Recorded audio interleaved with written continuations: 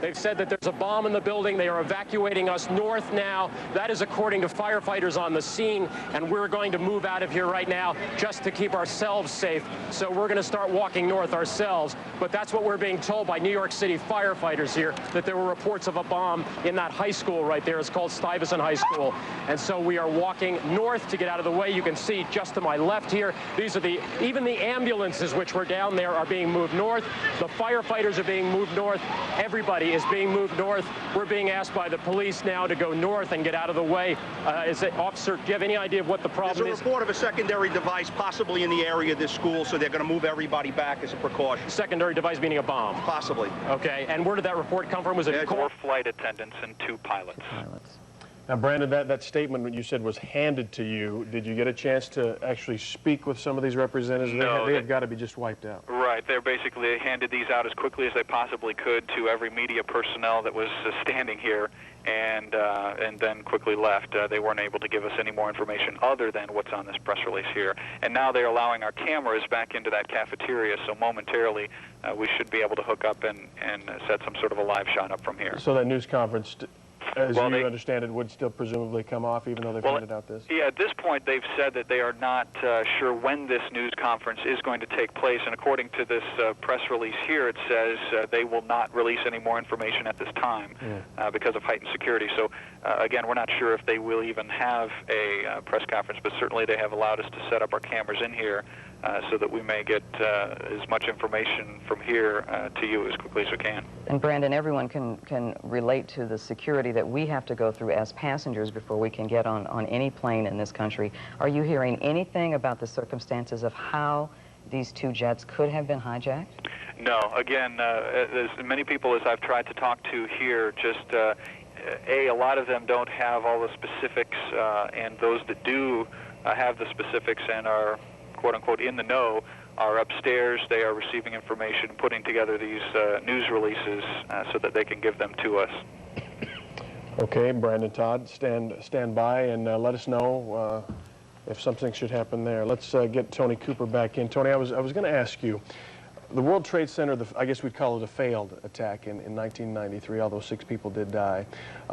Did that put, I don't know, almost a bullseye in that place, either by the Ramsey Youssef people who failed or others who wanted to one-up this group? You know, why is that such a centerpiece for this kind of thing? Terrorists always tend to pick symbolic targets, and anybody who has ever even seen pictures of New York associate the World Trade Center with the massive financial power. Although New York is not the capital of the United States, it represents something which one might almost say is the world center of activity in the business community, everything that really stands for America in the world. And this is a symbolic target, and this is what terrorists look for. They look obviously for instrumental targets, targets where they kill a lot of people. Congestion, of course, is very attractive. But the nature symbolically of the World Trade Center, I think, is what would prompt a terrorist attack upon it, because the eyes of the world literally are on New York at a time like this. And Tony, the Democratic Front for the Liberation of Palestine is the group that has claimed responsibility for this. What can you tell us about that organization? It's an organization that has existed really since the early 1960s. It was a part of the PLO. It was, as I recall at that time, a Syrian-backed organization, and it was very small, very ineffective in its attacks on Israel particularly. But I think it would be irresponsible at this time to even conjecture who might have done this. It's so easy to attach labels to these things, and so easy to make telephone calls claiming responsibility, particularly if one does it to an organization in the Middle East, such as Dubai or somewhere like that.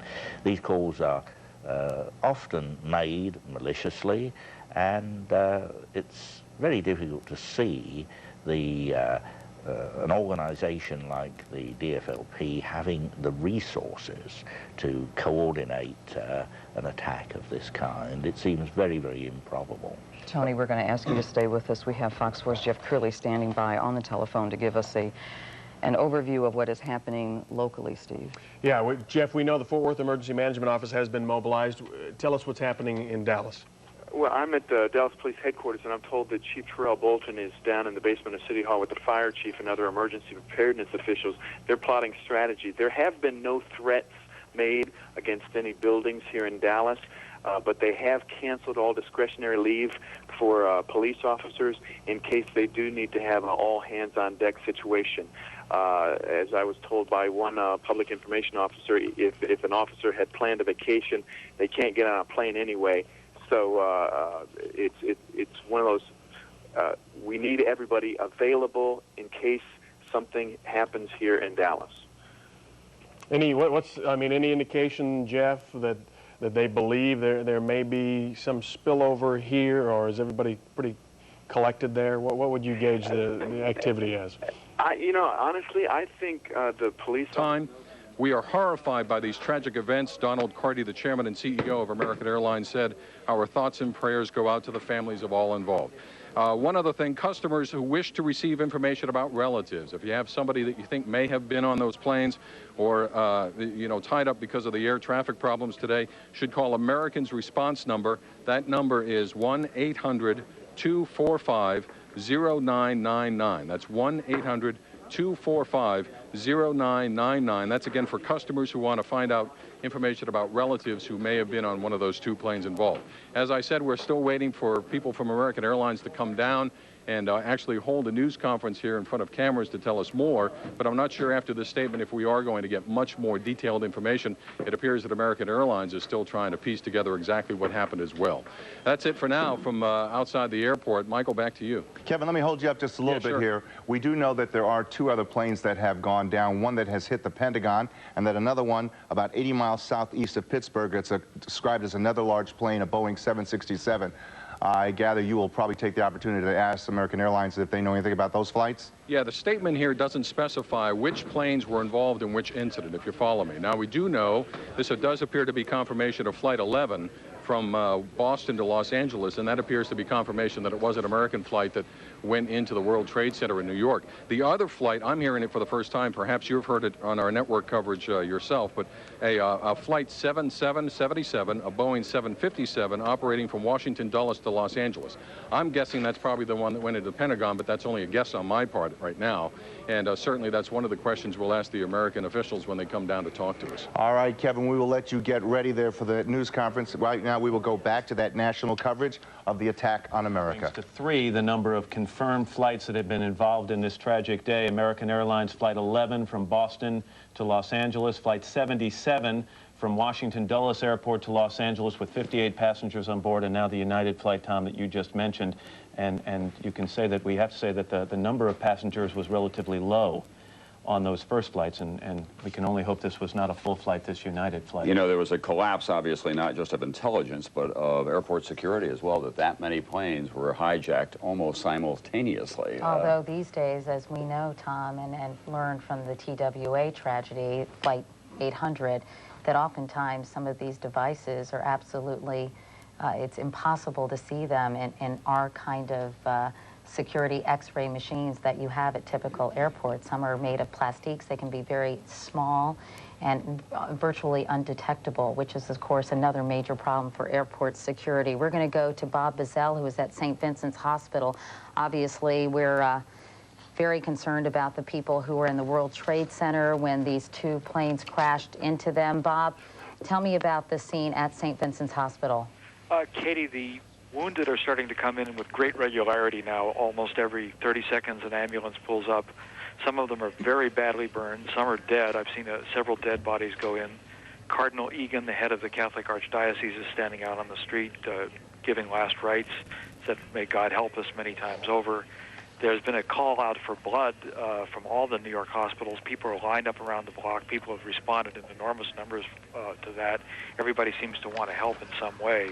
New York has become kind of surrealistic on the streets above Lower Manhattan because all the subways and commuter lines and bridges and tunnels have been shut down, so many people who are not injured are wandering around aimlessly. But in the hospitals, there's so many injured coming in now that they don't have run out of gurneys, and they brought every office chair that they have down and put sheets over that to carry people in. It's an enormous amount of work for all the staff. People have come in. Everybody who was off has been come in. Calls have gone out for specialists, for plastic surgeons, for burn specialists, and it's going to be a very grueling several days ahead. Well, Bob, the other thing is that I don't know whether you can tell about traffic in the rest of Manhattan, because a lot of our major hospitals are well north of there. Lenox Hill, Columbia Presbyterian, New York Cornell. Are the ambulances able to get through? Have they cleared the traffic? We're in kind of a tomb here in the studios in Midtown. Tom, I had trouble hearing you just that time. There's a system in place here where there's triaging people down. Flight 175, it is a Boeing 767. It was scheduled from Boston to Los Angeles. That flight apparently is still unaccounted for, according to officials from United. So at least we believe there's at least one more plane that may still be flying around, in U.S. airspace. Obviously, Peter, I've also learned that one of the planes that went into the World Trade Tower was tracked by the FAA. They knew, I don't know if they knew it was hijacked or if they just knew something was wrong. Obviously, it had deviated from its flight path. They were able to track it on radar, and they did track it to Lower Manhattan.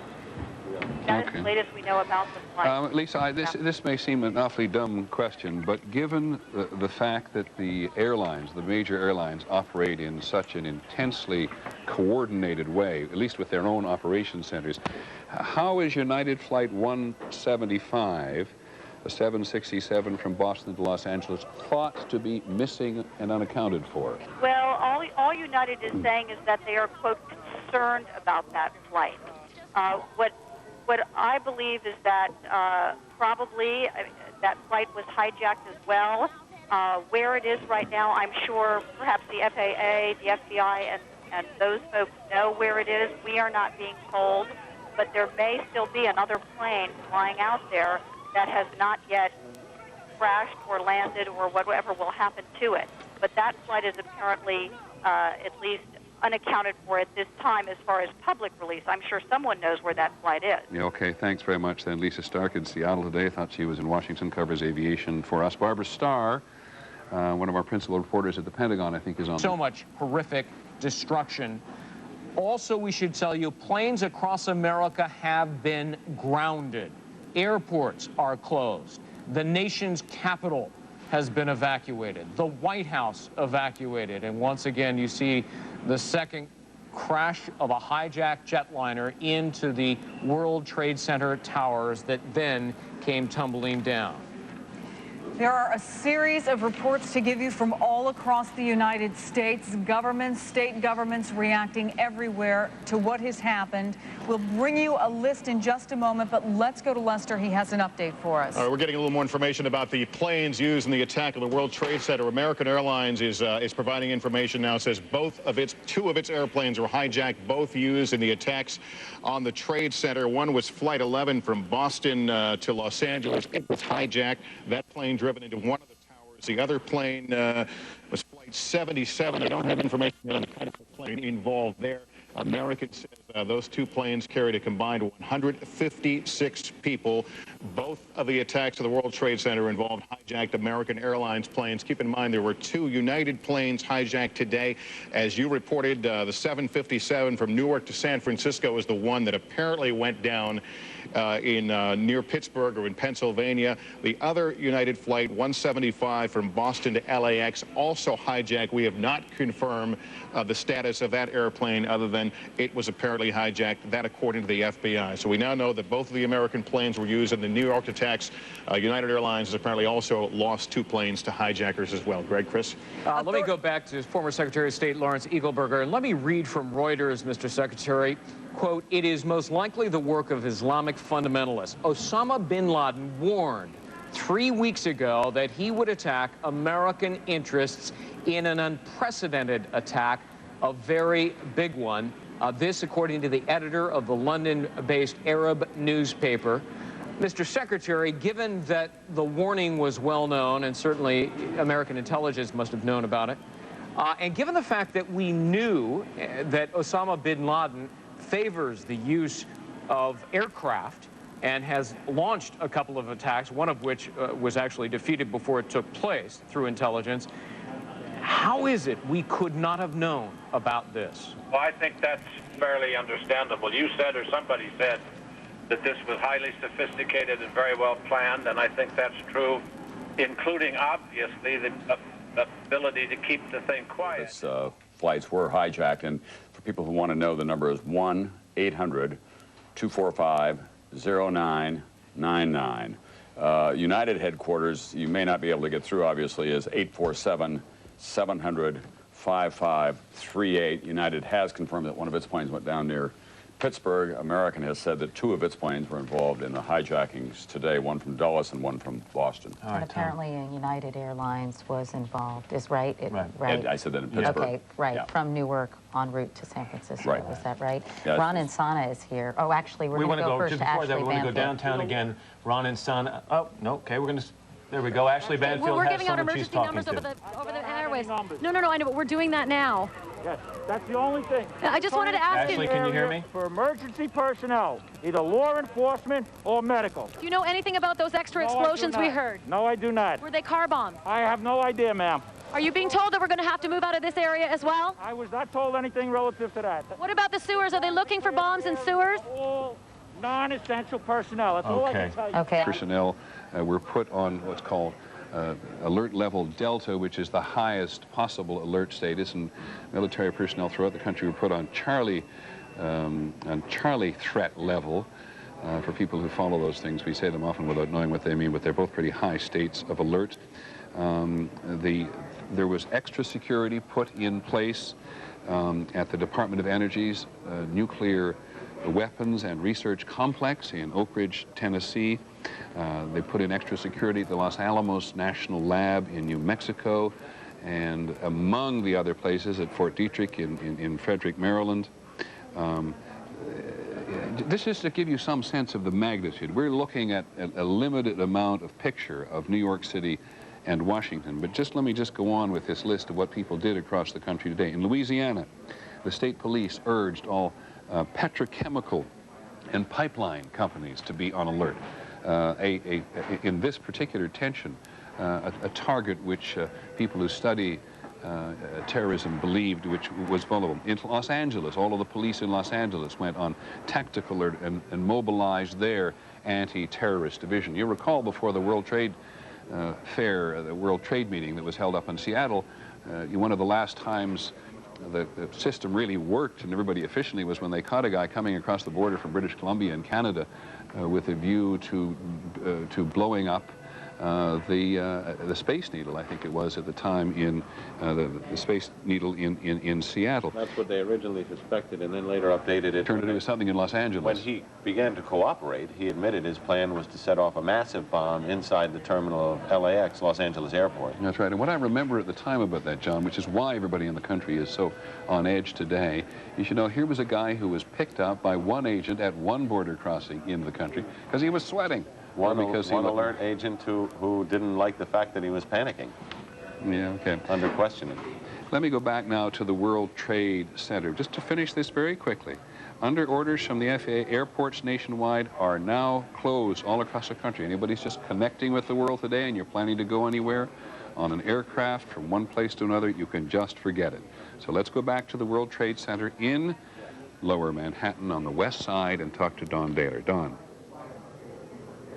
Over for New York yet. As you know, this is one of the most densely constructed pieces of real estate in the world, and when the Twin Towers collapsed, it appears that they ignited fires on surrounding buildings. I'm seeing a huge amount of smoke. Just about 15 minutes ago, there was a phalanx of firemen, I would say probably about 50 firemen, moving deliberately into this black cloud of smoke. They disappeared completely into it.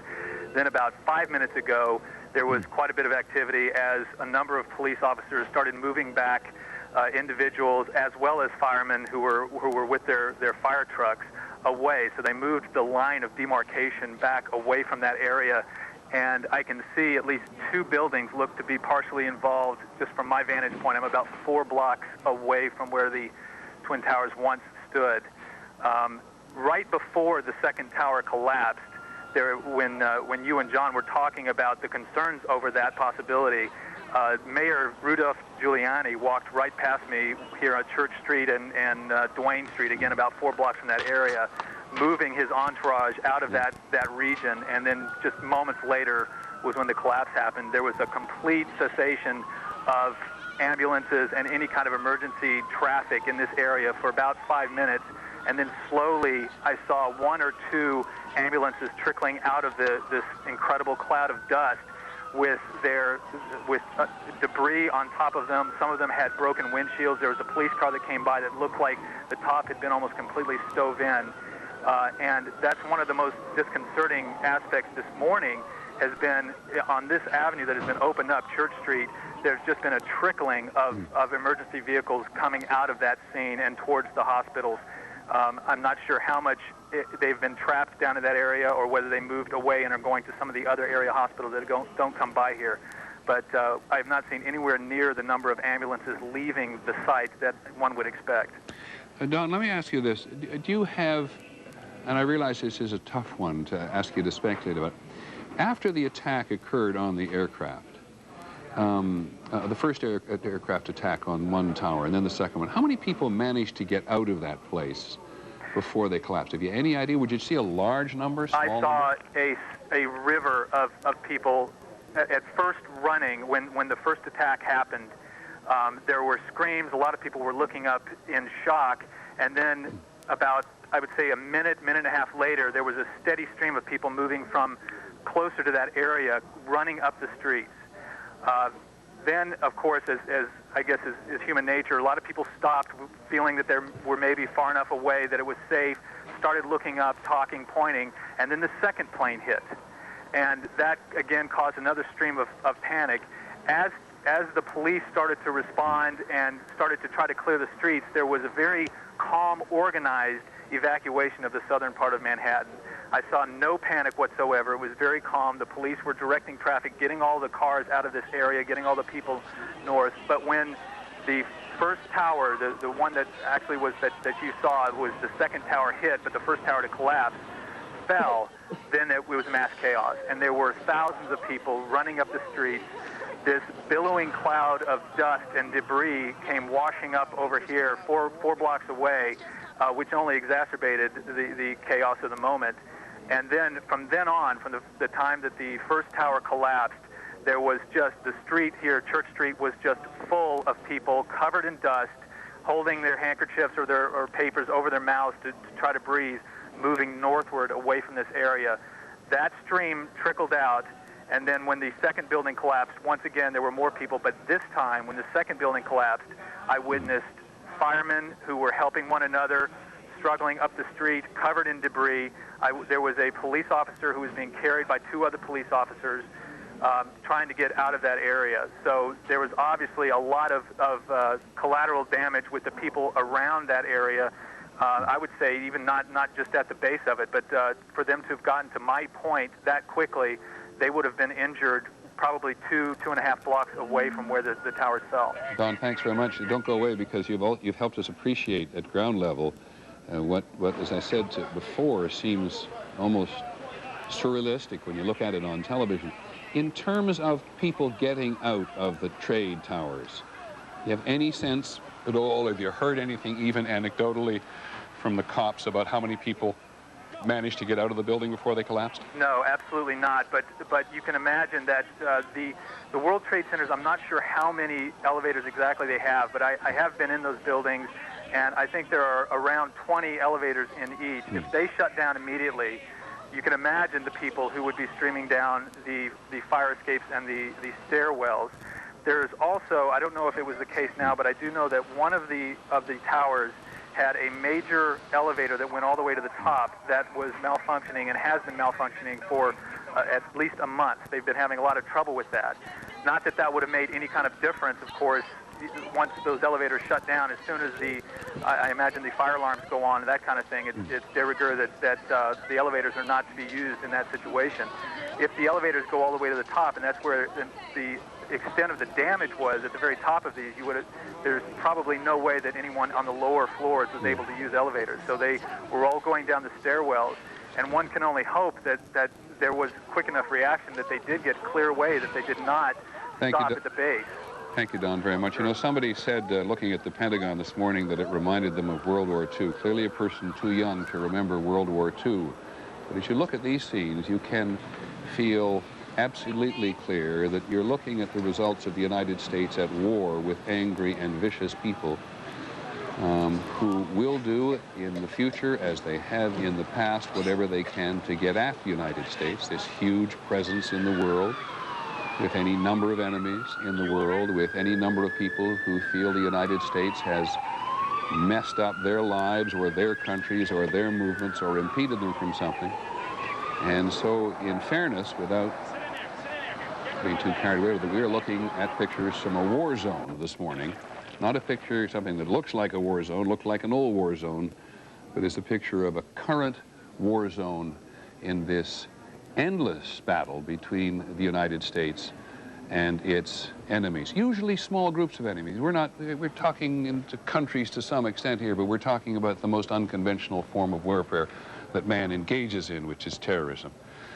Designed to cause terror, designed to have an impact on the psychology of Americans, designed to show that the United States is vulnerable. What better expresses American vulnerability than to watch these two symbols of American commerce and government and pride at the lower end of Manhattan collapsing in upon themselves after having been attacked by two hijacked aircraft. That is what it looks like at the moment. Looking out, this from the top of the ABC building, and we're like 60, 70 blocks, 60 blocks north, more than 60 blocks north of the trade centers, and as we look down, that's what they look like under normal circumstances. We can see them from almost anywhere in the city, and people go to the top of them on a regular basis so that they can see the huge surrounding area, including, I might add, right in their face, the Statue of Liberty on a day like today. And they are both gone. Now, just to deal with the possibility of the missing United Airlines flight, the mayor of Cleveland, Michael White, says that a Boeing 767 out of Boston has made an emergency landing at Cleveland Hopkins International Airport because of concerns that it may have a bomb aboard. There is some possibility that may be the missing United flight, but we do not know. But anybody who's in an aircraft this morning and made an emergency landing safely is probably one hugely relieved person at the moment. I want to go back to Washington. Claire Shipman is just across Lafayette Park from the White House. It's a traditional place in which we broadcast from when we're covering White House and Washington affairs. Claire, do we know where the president is at the moment? Well, Peter, that's what we've been trying to figure out. I've been told by sources that Air Force One hasn't landed yet. What we're trying to figure out is, as you were talking about earlier, where that plane will land and where the president will go. The Secret Service have essentially told me, we have an emergency plan in place for exactly this sort of thing, and of course, we're not going to tell you where we take our protectees, including the president. And there was some question about whether he would even land, as he normally does, at Andrews Air Force Base. Now, there is a small press pool traveling with him on Air Force One. I've been told they may stick fairly close with him once he does land, so we may learn something more. But in addition, the entire staff of the White House and the old Executive Office building, State Department, has been scattered around town. There's no reaching anybody from the NSC, the press office. They're all trying to set up temporary offices, and at some point they may have them up and running. But right now, there's very little information about how this government is running and from where it's being run. And of course, Claire, these are all really, truly important psychological factors in the war between the United States and those people who would harm it. Because if the government is seen to be in, I don't mean to suggest disarray, but seen to be uncertain, then this is going to simply make America's enemies happier. Oh, absolutely. This is exactly the sort of response they would like to have. And of course, this government doesn't make this sort of evacuation decision lightly. Remember, you were talking earlier about the Oklahoma City bombing. They didn't evacuate at that point. We all stayed in the White House because they didn't feel it was necessary, and they don't want to do it unless they believe it is absolutely necessary. I have been saying, perhaps you will think too blithely, that the president is no safer than he is in the White House. Is that the conventional wisdom among the current White House press corps? You mean... That the president wants to be in the safest place, he's in the White House, unless he's in a bunker somewhere. Well, I think that is normally true, but again, in a situation like this where it's obvious that they're just not sure what's going to happen, they believe there are safer places for him. The Secret Service told us absolutely they have places they believe are safer for their protectees than the White House. Remember, we talked about this earlier, but just a couple of years ago, a plane landed on the White House lawn. Right. So mistakes do happen in terms of the protection of the president, and they don't want to take any chances at this point. Thanks very much, Claire. But one more question. We try to track the political leadership in the city generally, and I realize this is in large measure a serious effort, but also something of an academic exercise. Where are the leaders of the Senate and the House at the moment? Well, we've been told that the leaders of the Senate, at least, have also been, according to a plan, taken to safe destinations, and we can't find out where. Colin Powell, we're told, is on his way back from Peru. He would also be taken to that sort of safe destination, presumably with the president. Okay, thanks very much, Claire. People at home, I think, know by now that we get information from a variety of ways, and here's a piece of information about the president's advisors that Claire may or may not be party to, that they're preparing a list of options, including closing the nation's borders. Now, we all know, as the struggle over legal and illegal immigration and the desire that people have to come to the United States, how difficult that is. But the notion, we've now got all the airports in the country is closed down. We've got all the Canadian authorities pretty much mounting the same kind of operation there, at least temporarily, to see that nobody uses a Canadian airport in order to get an aircraft off the ground to come in this direction. Customs, U.S. Customs, has moved to something they call Threat Level 1, which is the highest state of alert that the Customs Department has, the Department of Treasury, of course, has. All air and marine assets are now on alert. We think covered that before in terms of the state of the military. The borders are not closed, and we are told by immigration and by customs at this point there have been no unusual incidents at any of the border crossings, either between the United States and Mexico or between the United States and Canada. And several, it seems like it's not very long ago, it's only been 3 hours, almost to the minute, since this actually happened. And early on, we made the observation that in some respects this was not in some respects, this is the most serious attack on the U.S. mainland since Pearl Harbor. And I notice now that at least one senator in Washington, Senator Chuck Hagel of Nebraska, referring to that attack 60 years ago, which so surprised the nation, has now called this the second Pearl Harbor. And so much, of course, is different in the world, and yet one should not be surprised if this comes to be referred to that in the days and in the weeks ahead. We've managed to put together a couple of pieces of information on tape, and one of them is, I believe, a quick comment and a quick comment only from Mayor Giuliani of New York. Can we just roll that, please? Hold up. Yes, it is. Hands way this way. Get up. Put your mask on. Put your mask on. Put your mask on. Now put it down. Mayor, what's the situation right now? The situation is that 2 airplanes have attacked, apparently. You can't go to city. Why? You should not go to city. All right, well then let's go north then. You know basically what happened to 2 airplanes? Stop it. Come with us. Come with us. Well, let's talk a little later, okay? Okay. City Hall. Okay.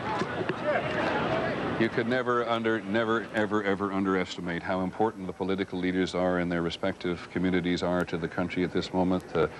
Mayor Giuliani, who's coming to the end of his term in office, down there, a very characteristic fashion of him, John Miller, to go immediately to the scene.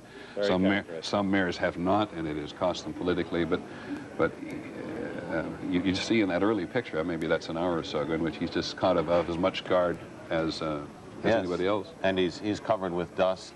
He's walking with his principal bodyguards. The other man wearing the mask who stopped him from speaking, obviously for security reasons, wanting to get him further out of the area, was his police commissioner, Bernard Carrick, who, as the mayor was about to stop and give a briefing, said, no, we have to go further out, concerned for, you know, other damage and his safety. Okay, Senator Schumer of New York is, I believe, on the phone. Senator, are you there, and can I ask where you are? Yeah, I am in Washington, Peter. Good.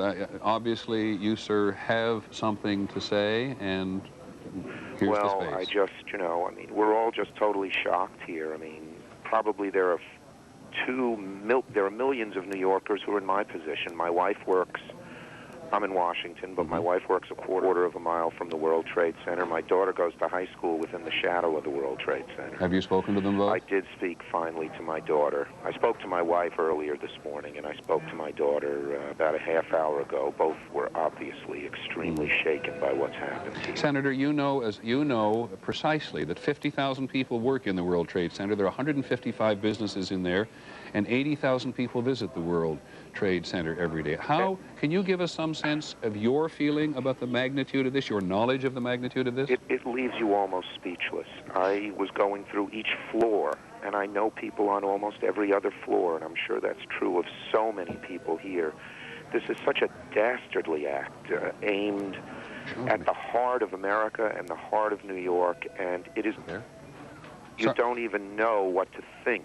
It is just so awful. Senator, I apologize for interrupting. We're going to have to Senator, redouble our efforts because terrorism leaves nobody. Senator, I apologize for interrupting you. I really do. But this is an American Airlines news conference, which we do want to have. We'll come back to. Not that I'm aware of. We've been in business here 26 years, I guess. Have we ever done this? Closed the air side to all the terminal buildings? This is unprecedented. Yes, sir. We have not done it. It is this level of security has not happened before. We hear from the aviation community that there is a rumor that military jets are escorting a commercial aircraft to this airport right now. Can either of you comment about that? I have no earthly idea, sir. Mr. Chairman, do you know anything about that?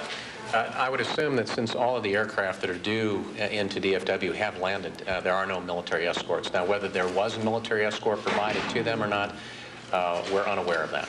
We can take about 2 more questions, and we're going to have to... Is there consideration for the implosion? Was you going to carry on with that? We have canceled the implosion party set for this Saturday, and we will look at where we go from here. On the flights that were diverted, where did they go? Well, they could have gone a variety of places. We don't have all that specific information. Typically, when a plane is diverted, it's diverted to the Category X airport, the largest airport that is closest to where they're going, but we don't have specific information. Planes on the ground right now that are sitting there on the runway. Any indication that perhaps terrorists would be in one of those planes? Have no idea whatsoever. Now, when you say shutting down the airside, can you just articulate that a little more? Certainly. Is this the... Just tell us what you mean by that. Right. What that means is when you go through your security checkpoint for those customers who are used to going to the airport, anything on the opposite side of that is called that secure side of the airport. And those are the areas that are being closed to the public. They are still keeping open those areas in front of that. They call that the ATO area, or where you can check your bags, that sort of thing, to accommodate any customers' questions and things that might find their way to the airport. So all folks who are stranded are being moved out, essentially? Indeed, and being accommodated, those based upon what the plans are by their respective air carriers, be accommodated in local hotels and things of that nature. That's all. I'm sorry.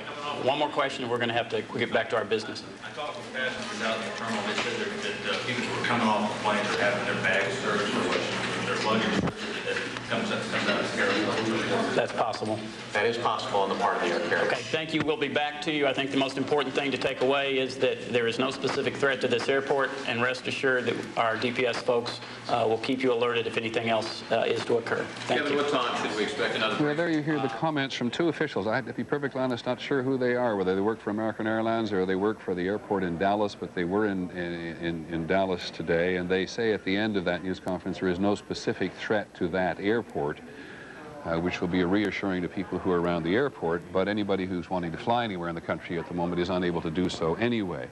But the conditions in the country are of such a confusing nature at the moment that stuff just comes in all the time. We've had authorities in Lexington, Kentucky, tell our affiliate there, WTVQ, just a short while ago, that as a plane is missing from radar in their airspace, and it is simply going to take time in order to sort out whether or not we're looking or at an operation or somehow witnessing or being on the edges of an operation that is continuing to unfold in various parts of the country.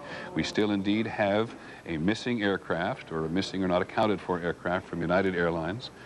We had a crash near Pittsburgh here today, about which we have only that knowledge, no understanding whatsoever whether or not it is relevant to the others. We do know that the president and the vice president, and interestingly enough, former presidents, are all now in secure locations. That's Pierre Thomas, our Justice Department reporter, connecting into his sources there to tell us all that. ABC's John McKenzie, who's out on the streets of New York, has spoken to the New York City Fire Department officials, and they report many missing firemen, perhaps as many as 200. And John Miller, been such assistance here this morning that will come as no surprise to you, because you worked these streets for so long, both before you went back to being a reporter as an official with the government and with the police department. That's right. And the fire department stays there. I've seen the fire department all my professional life stay there till the bitter end. Well, you know, they are the people who are always running in when everybody else is running out, and in this case would have been the front line of the evacuating force for the World Trade Center. The fire department has a set plan for a disaster at the World Trade Center. It's an automatic second alarm, which brings more than 175 firefighters. This, of course, brought hundreds more, and their job is to go through the building and bring those people out. And there's really no telling at what stage of the evacuation they were at, or how many of them were still inside when the first building collapsed or the second building collapsed. I remember 30 some odd years ago, first coming to New York, and there was a building that collapsed, and the firefighters were ultimately the ones to die on almost the very first night I was here at ABC all those years ago. As you say, everybody's going one way and they're going the other way. John, I know that you're listening a lot to the network. By this I mean the police network, and one assumes we're not interrupting and intruding on them. I think that's pretty certain. Give us the general tenor of things at the moment. Right now, it's a situation that's vastly calmed down. As you hear the operations, which I've been monitoring since the beginning, their voices are now level. This is much more about organizing an incredible crime scene second, but first, organizing a massive transport of casualties. They literally have passenger ferry boats, police launches, and other vessels standing by to ferry people away to outer boroughs, helicopters to do the same thing. It's really a tremendous effort to triage the people who are injured, to decide who's viable, who can be saved, who needs immediate attention, who can wait, to categorize them and tag them as such, and then to designate whether they can stand a long ride or just a short ride to the nearest available medical help. That's what's going on, and that's an incredibly large effort.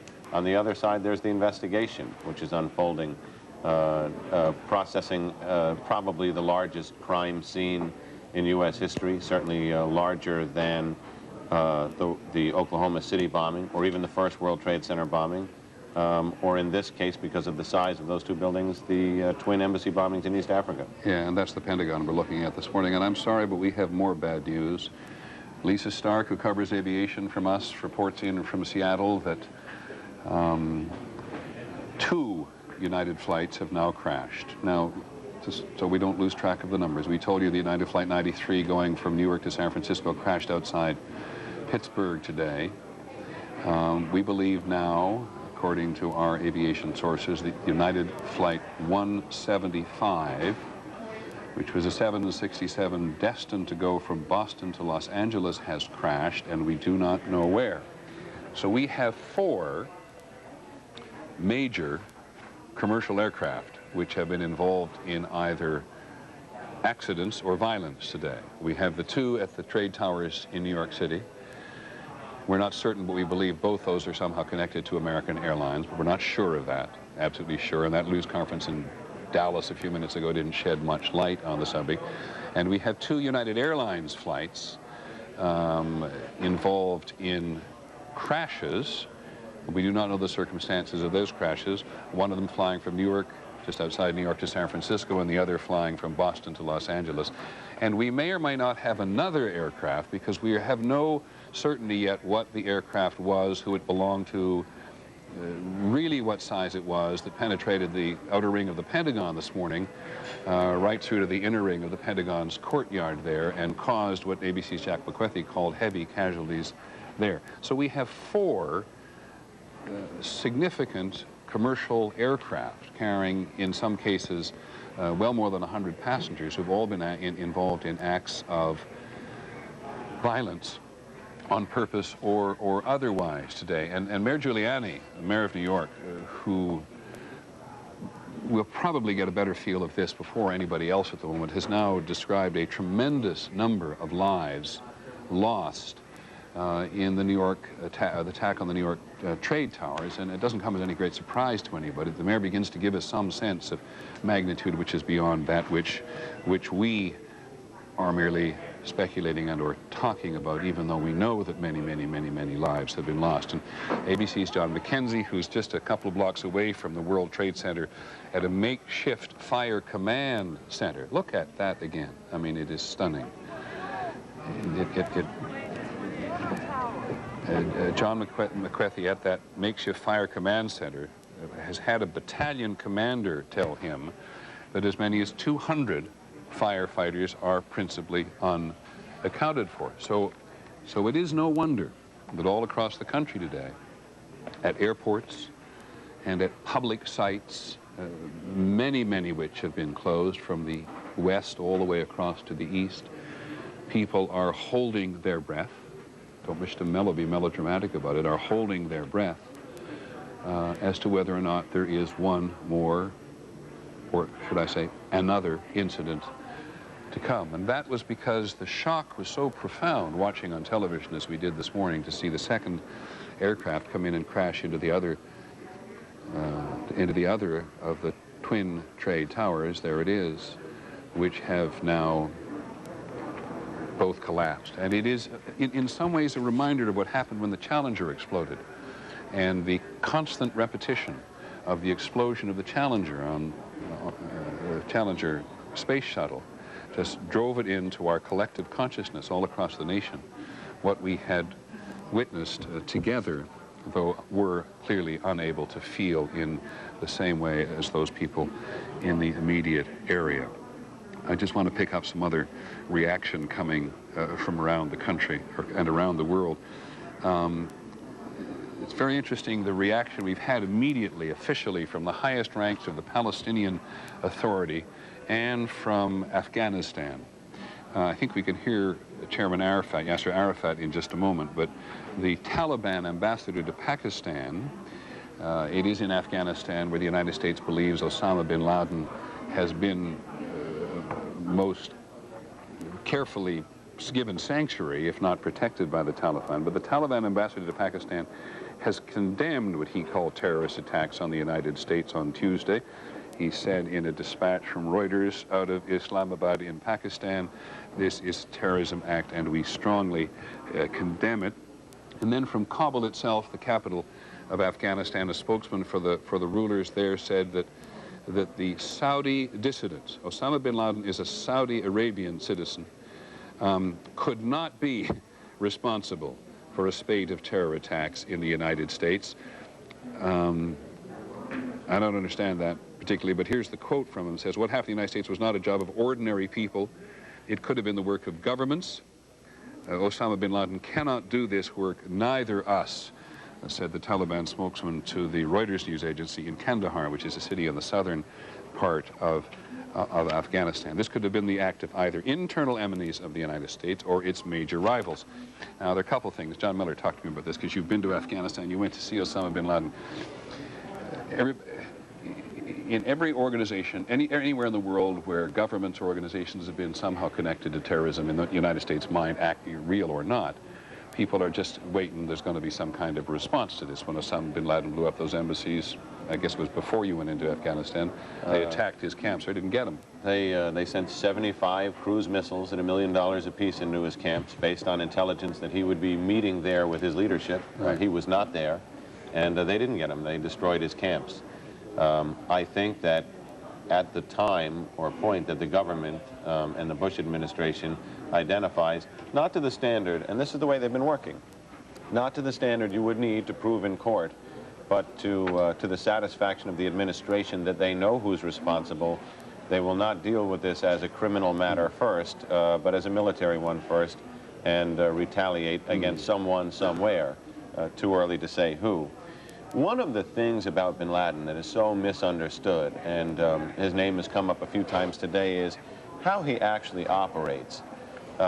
More so than launching these operations himself at his direction from his own organization, and there are instances where he's charged with doing exactly that. In many more of the cases, especially of operations they shut down, the U.S. government takes the position that he's basically a foundation, that any terrorist group can approach him and say, we want to go to work. He'll provide the training, the financing, and then send them off to do their work, essentially with grant money, seed money, training, logistical support. So it doesn't necessarily have to be him to have his fingerprints on it. Fires are still burning in the Pentagon, no surprise there. As John McCarthy and Barbara Starr both reported for us, this building penetrated the outer ring of the Pentagon and set many offices on fire on a variety of levels, and there are about 6 or 7 stories. There are 1, 2, 3, 4, 5, 6 stories anyway in the Pentagon today. In at least one section, they are alight. And as I said a couple of times, the Palestinian President Yasser Arafat, who's deeply engaged in a war now with the Israeli government, has also reacted very quickly to this today to express, to be perfectly honest, I haven't heard what he said, but so let's hear what he said now. This is Palestinian President Yasser Arafat. First of all, I am offering my condolences, the condolences of the Palestinian people to the American President, President Bush, to his government, to the American people for this terrible act. We are completely shocked, unbelievable. Now, that's the Palestinian president, chairman of the Palestine Liberation Organization, Yasser Arafat, who, as I think everybody who watches the news or reads the news these days understands, is in a very, very bitter war with the Israelis, and in which terrorism has been a factor. Palestinians see what the Israelis do to them as terrorism, and certainly the Israelis and much of the world see the Palestinian and other suicide bombers who've attacked inside Israel to be terrorism of the most gruesome order, no question about that. And so we should not be surprised, as on previous circumstances, to see Chairman Arafat expressing his condolences, but other Palestinians who believe the United States is responsible for what Israel is doing to the Palestinians, or at least complicit and is certainly supplying the Israelis arms, will be happy to see this attack on the United States today. So take a look at a scene from Jerusalem not too long ago, in which there is some celebration that the powerful United States has been harmed, has been seen to be vulnerable, has been hurt, I suppose, in the broadest sense of the word. And the people who go off to do this sort of thing, both in the Middle East now, you must remember that a vast majority of the population of the Middle East now, in all countries, is under 21, much of it under 15, certainly under 17, and the kind of tensity and intention, if one presumes this terrorism, one shouldn't, this terrorism has had its genesis or had its roots somewhere in the Middle East, or at least in people who are opposed, are just brimming with anger at the United States. And we are now becoming more experienced with the notion that there are young men, for the most part, who are prepared to blow themselves up along with everybody else in terms, if they can be if they can be a service to the cause. And they believe, as do some people believe about Islam, that they will, by sacrificing themselves, go on to another place. It's an unfair comment on Islam in some respects, but it is certainly a motivating factor. The hatred of the United States, and the hatred of the United States is a patron of Israel. Whether you're from Afghanistan, or whether you're from Iran, Iraq, or inside the Palestinian territories, is so intense at some levels, and has become more intense in recent months, that a great many people will not be surprised at this attack today, though, like everybody else, will be amazed at the magnitude and success of it. John McCarthy at the Pentagon. John. Peter, we are standing outside the Pentagon at this point. It has been already a long morning for rescue workers and police here. One eyewitness I talked to, who was on this busy highway outside the Pentagon this morning, said he saw an airplane coming directly over his head.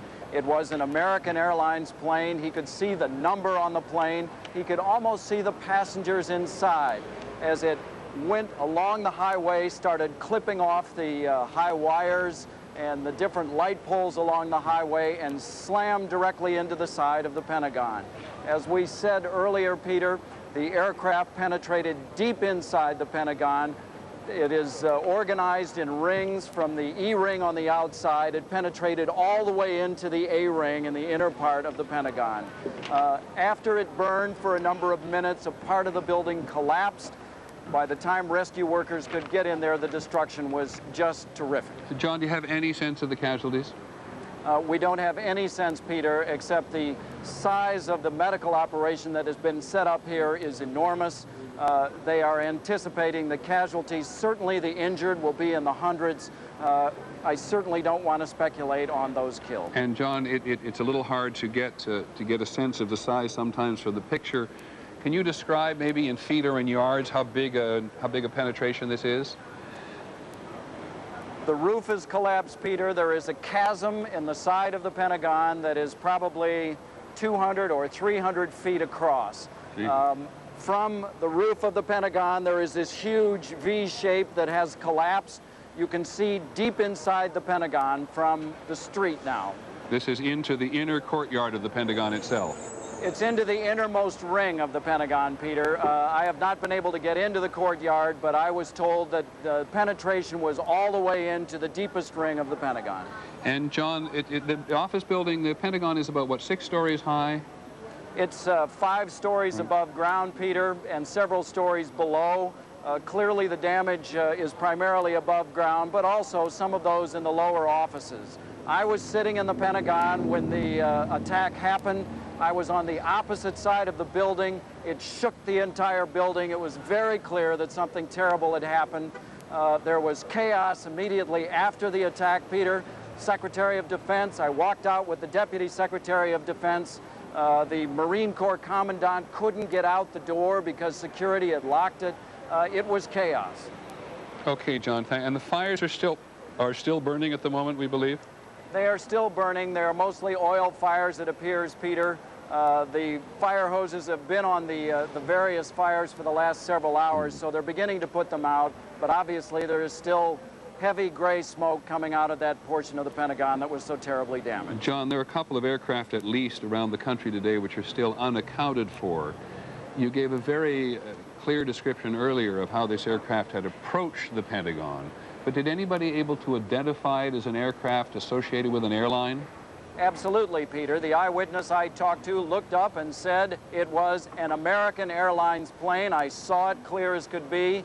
It went right over the top of my car and clipped a pole right in front of where my car was. Thank you very much, John McCarthy. I actually think that you may have said that earlier, and I simply lost it in terms.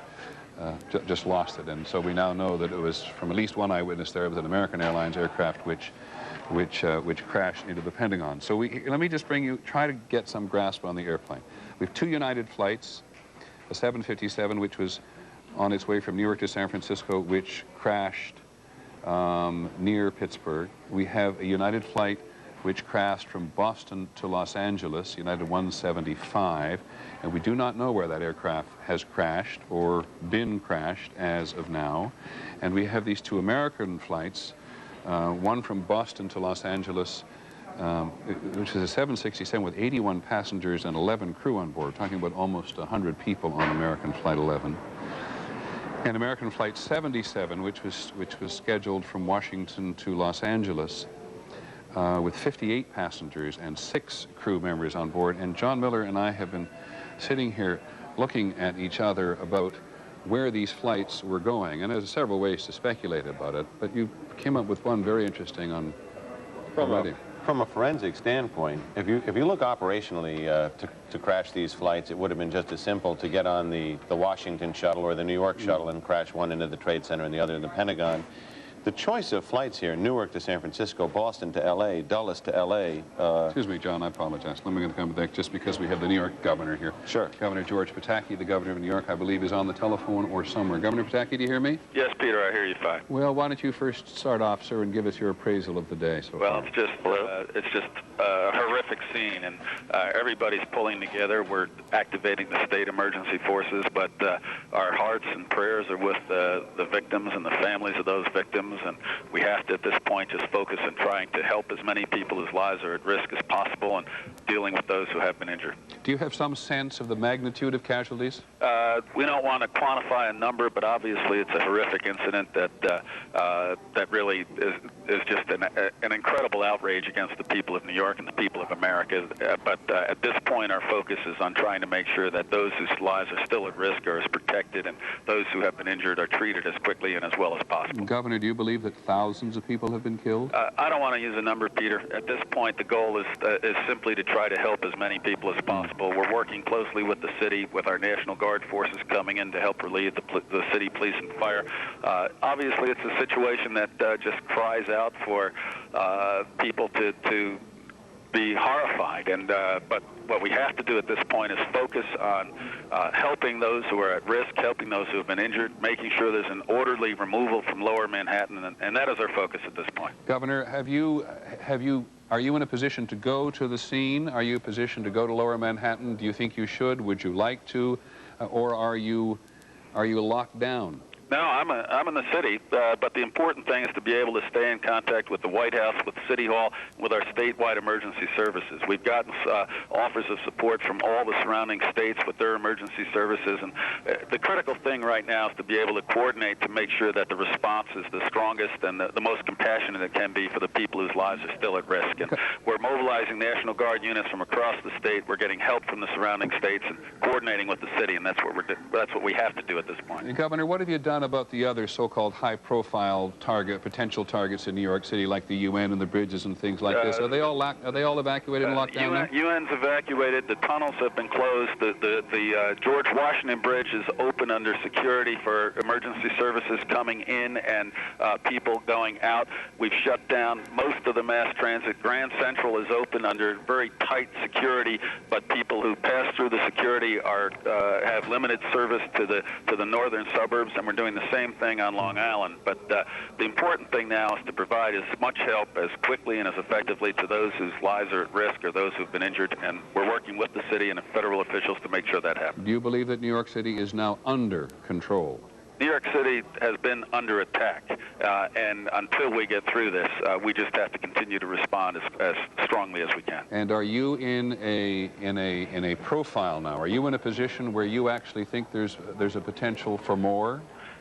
We just don't know. That's why we have to not only help those who have been injured, but also take every security step we can to try to prevent further incidents. We just don't know, Peter. Okay. Governor Pataki, thank you very much. Governor George Pataki of New York, who is in New York City, which, of course, is where he probably belongs at a moment like this. Downtown Manhattan is saying simply that the National Guard has been called in, the tunnels are closed, the George Washington Bridge, which is which goes across the Hudson River from the west side of Manhattan into New Jersey. Just remember, a large segment of many thousands of people from New Jersey work in New York, and there's tremendous commerce back and forth on a daily basis. That has all been brought to a help. It's interesting to recall, John Miller, that the attack on the trade towers in '93 was launched from New Jersey, or at least the operational headquarters of the people who attacked the Trade Center were in New Jersey.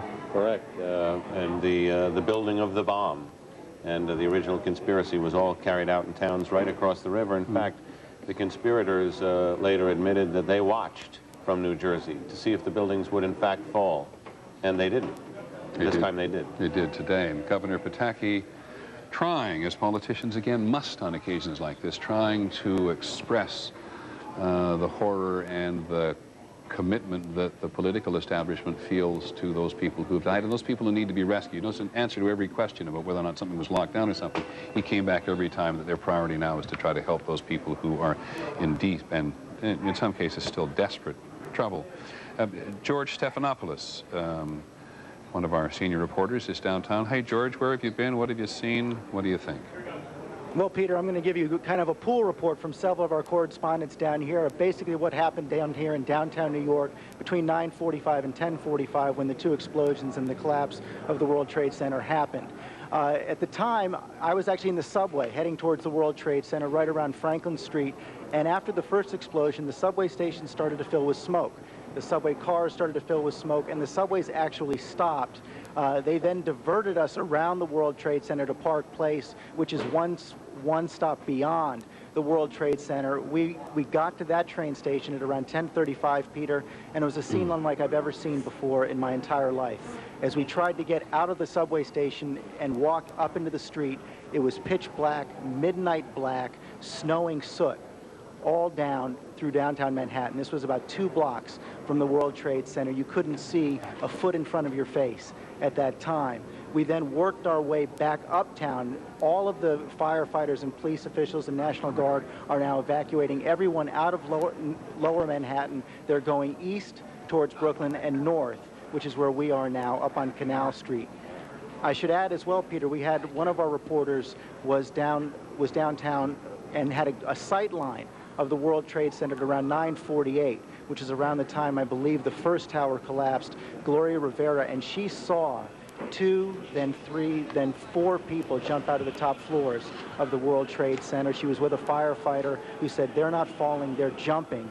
Watch their arms waving, and they counted 12 people jump off the top floors. Do you want to continue, George? Well, right now, as I said, they are evacuating everyone else out. But just to give you another sense, Peter, all over lower Manhattan, the sidewalks, the streets are covered with about 1/4 to 1/2 inch of dust, of soot, as if it were Pompeii. Most people are pretty calm right now. They're evacuating slowly as the firefighters come in. But it really was one of the most frightening, horrific scenes I've ever seen in my life. Thanks, George, very much. Come back anytime with a report. I just, as you were concluding there, watching these guys go up that escalator, and if it's in the World Trade Center, we know that their cameraman got out, but we don't know about anybody else because, you know, within an hour and something of the time these 2 attacks had occurred, these 2 buildings had completely disappeared, and you begin increasingly to see more dramatic footage. George Stephanopoulos made a reference to Pompeii near Naples on the west coast of Italy, which was, you know, buried by a volcano, and you get exactly that same sense of freezing stuff in soot and dirt, as might have occurred by a volcano. Jim Kellstrom, with whom we're long familiar, former official of the FBI in the New York office, is on the air, very deeply involved in the Flight TWA 800 investigation. Jim, can you hear me? Yes, I can. What do you think? Peter? I'm listening, Jim. I just say, what do you think? I mean, just start and I'll... Well, my first thought is with the tremendous casualties and the death toll is just overwhelming.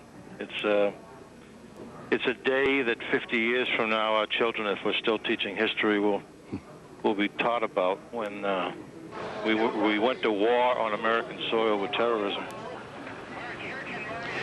Jim, if you had a chance to talk to your more active colleagues in the FBI at the moment about what they're doing at the moment, whether they're able to, I mean, it seems the hardest thing at the moment is to make an appraisal of all this. It just happened, and it's just, in some respects, it's happened and it's happening, right? Peter, you're right. I mean, it happened. It's shocking, but in some ways it isn't shocking. I mean, we've had, you know, the hatred of America played out at the Trade Center in '93. They tried to take the Trade Center down. We've had the hatred played out in the USS Cole, the bombings of our embassies in Africa, the bombings of the barracks in Saudi Arabia. So now it's being played out big time here in the United States. Jim, what is the principal goal of the FBI at a moment like this, when all of the emergency services are brought to bear in all of these locations?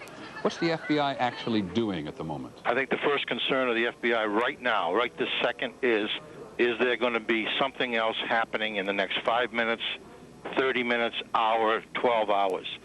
Simultaneous with that, who did it? Where are they? What do we know? What's the intelligence base? Tell us. Why didn't we see this coming?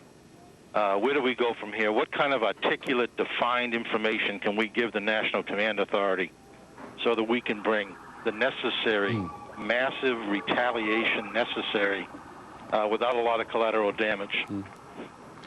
Well, Jim, thank you very much for checking in with us, and please do at any time if you have views. That photo, as Jim was talking, Jim Kallstrom, the former director of the FBI here, and a major force in the investigation of TWA 800, which blew up off the south coast of Long Island. And the principal operator in the first World Trade Center bombing. Key investigator. Right.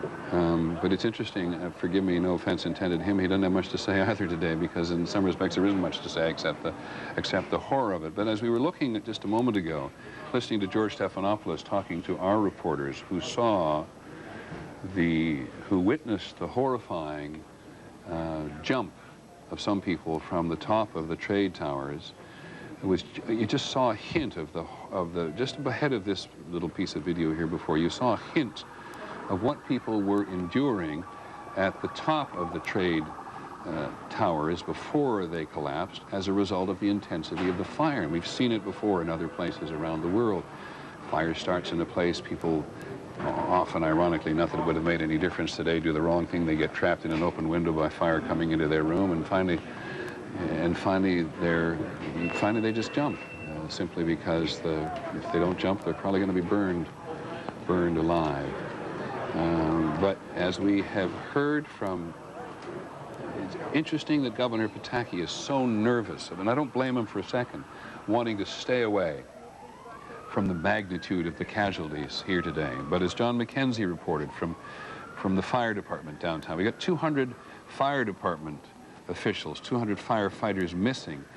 I don't know whether or not this is a firefighter who's been brought, but you see in every case people getting oxygen because if it isn't collapse that kills in some cases like this, it is the deadly smoke. Anybody who's been involved in a fire knows the deadly smoke which suffocates people in a circumstance like this. But we're only getting touches, and it doesn't even have the chaos associated with it in many cases. We're just getting touches now of what has happened in these variety of places. The Pentagon are being kept, quite logically, I think, back at some distance. And in downtown, what's happened is that camera crews were downtown. I fear, to be perfectly honest, for some of the camera crews who work nothing braver than a cameraman either, who goes right in when something has happened and may indeed have been at some of those places. And it certainly takes time for video to get back from a location like this so that we get a widening appreciation of what has happened. But as I said, it's very hard to try to get some grasp now on the number of casualties. So we can do, in some cases, not more than just tell you how this is in terms of the whole country. The North American Air Defense Command, NORAD, is on the highest state of alert. And you had just made references earlier in the morning how the United States and Canada have cooperated in trying to keep the airports locked down, lest there was another aircraft on the air. But John, talk to me about this for a second, and then we'll come to this business about fuel. Sure. You know, the North American Air Defense Command was a great factor in our lives in the 1960s. In the Cold War, yes. Exactly. During the Cold War, it's up along the Northwest Territories and some of the independent areas of the North. Nobody thinks about it anymore, and here it is on a state of alert today. No, but you factor that in, and evincing so many images that Americans are uncomfortable with.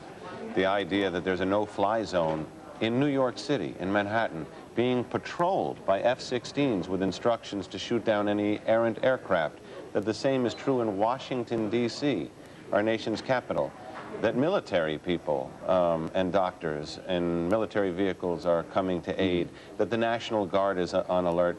You know, the kind of images that used to only exist in the fantasies of 7 days in May, where, you know, the Army would take to the streets, which has not happened yet. They've offered assistance and military logistical assistance, but that kind of thing that Americans are so uncomfortable with unfolding here. And I realize, by the way, just as you mentioned it, something else is very important at the moment. And again, I don't mean to say this in melodramatic terms. Where is the President of the United States? The President of the United States led, I know we don't know where he is, but pretty soon the country needs to know where he is. And it seems to, I think, for me anyway, I apologize, the President needs to talk tonight. He left Florida a couple of hours ago. Our people in Washington are clearly listening and checking this as best they can. But one of the important factors at the moment is that the political leadership in the country be present, as Governor Pataki was. Mayor Giuliani of New York, you know, made an appearance on the street and was caught unawares like everybody else, but Governor Pataki came out and basically told the citizenry of New York in a variety of different ways, I assume just exactly what they're trying to do.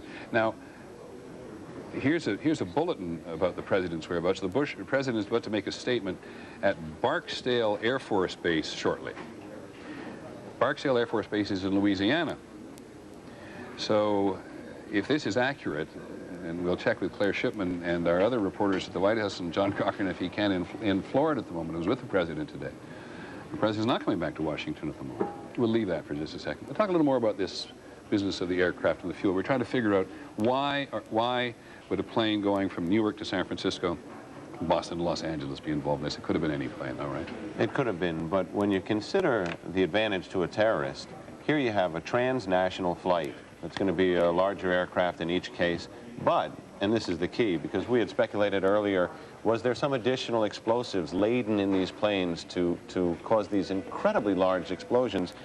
It appears who's ever planned this has picked cross-country flights that would have the maximum amount of fuel you could carry on a domestic flight. Flights going from one end of the country to the other. The kind of jet that if you slammed into a building would ensure the maximum fire and explosion possible from any flight that you could have chosen. Again, Newark to San Francisco, Boston to LA, Dulles to Los Angeles, Washington to LA, Boston to LA. The planes that are being looked at in this attack today were apparently, or you could speculate, chosen to give the terrorists the very biggest bang for their effort. And it's a very interesting point you make, because again, our assumptions tend to go when we see huge explosions like this.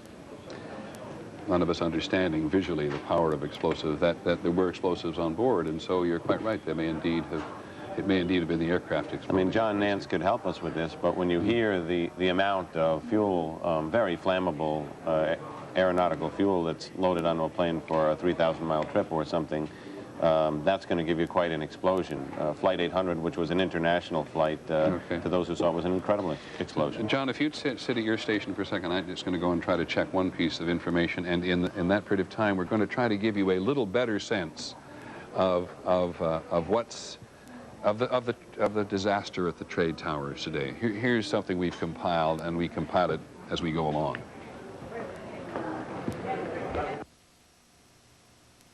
I was standing next to One World Trade Center, and then all of a sudden I heard rumbling, and we all started running away from it. The glass like blew out and threw me onto the sidewalk, and I couldn't see for like 20 seconds.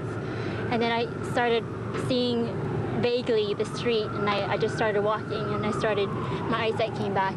I see you're bloody. You have dust all over you. Yeah, it was bad. It was like a dust storm or something. Like I couldn't see anything. How badly are you hurt? I have no idea. As soon as he got hit, I was thrown to a window. So I was very lucky to get out. There's a lot of people that didn't get out. There's a lot of people coming down the stairs, burnt up. It's bad. We just come out of Tower 1. We were walking towards Broadway. They're saying, move along, move along, move along. I looked up as soon as we got across the street. I looked up, I saw the tower start to buckle. I just turned and ran, ducked down, put a jacket over my head. 3 or 4 of us huddled together, and it was just black everywhere. Were you covered? Were you hit with debris? No. But I mean, I was ducked behind a subway cover, So I put, with the jacket over, the three of us, all of us huddled together. There was, dust and whatnot everywhere, but it was...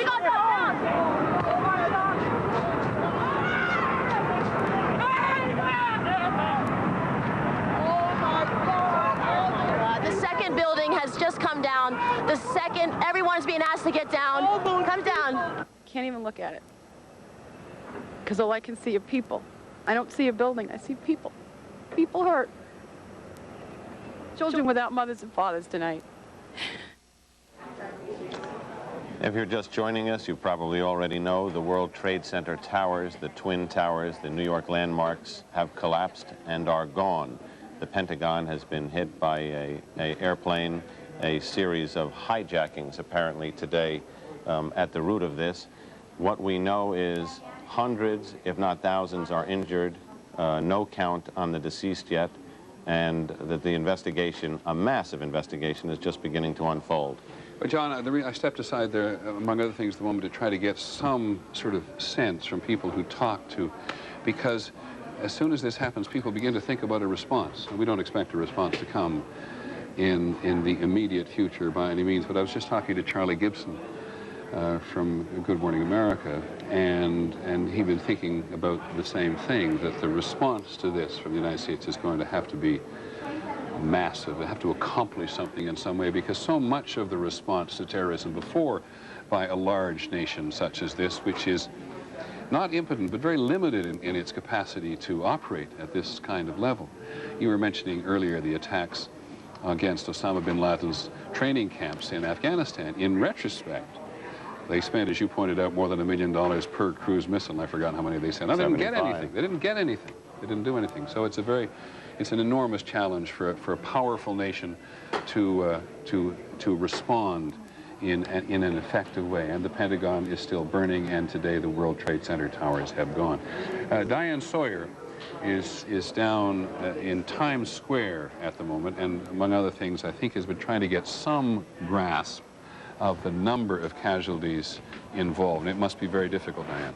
It's impossible, Peter, no matter how many people you call. And of course, no matter what the facts we get now, one can only imagine what the facts will be later. I want to give you a sense of what it's like here in Times Square right now. Because if you look outside, we have hundreds upon hundreds upon hundreds of people standing outside, just stopping still, a kind of respectful witness, looking up at the screens where we're broadcasting the pictures. They can't hear the sound. They are simply looking at the wordless horror and standing to show, in a way, respect. And I want to show you something else, because people have been sent home from Times Square, and across the way, the construction workers who were building the Toys R Us building next door to us just hung their signs outside.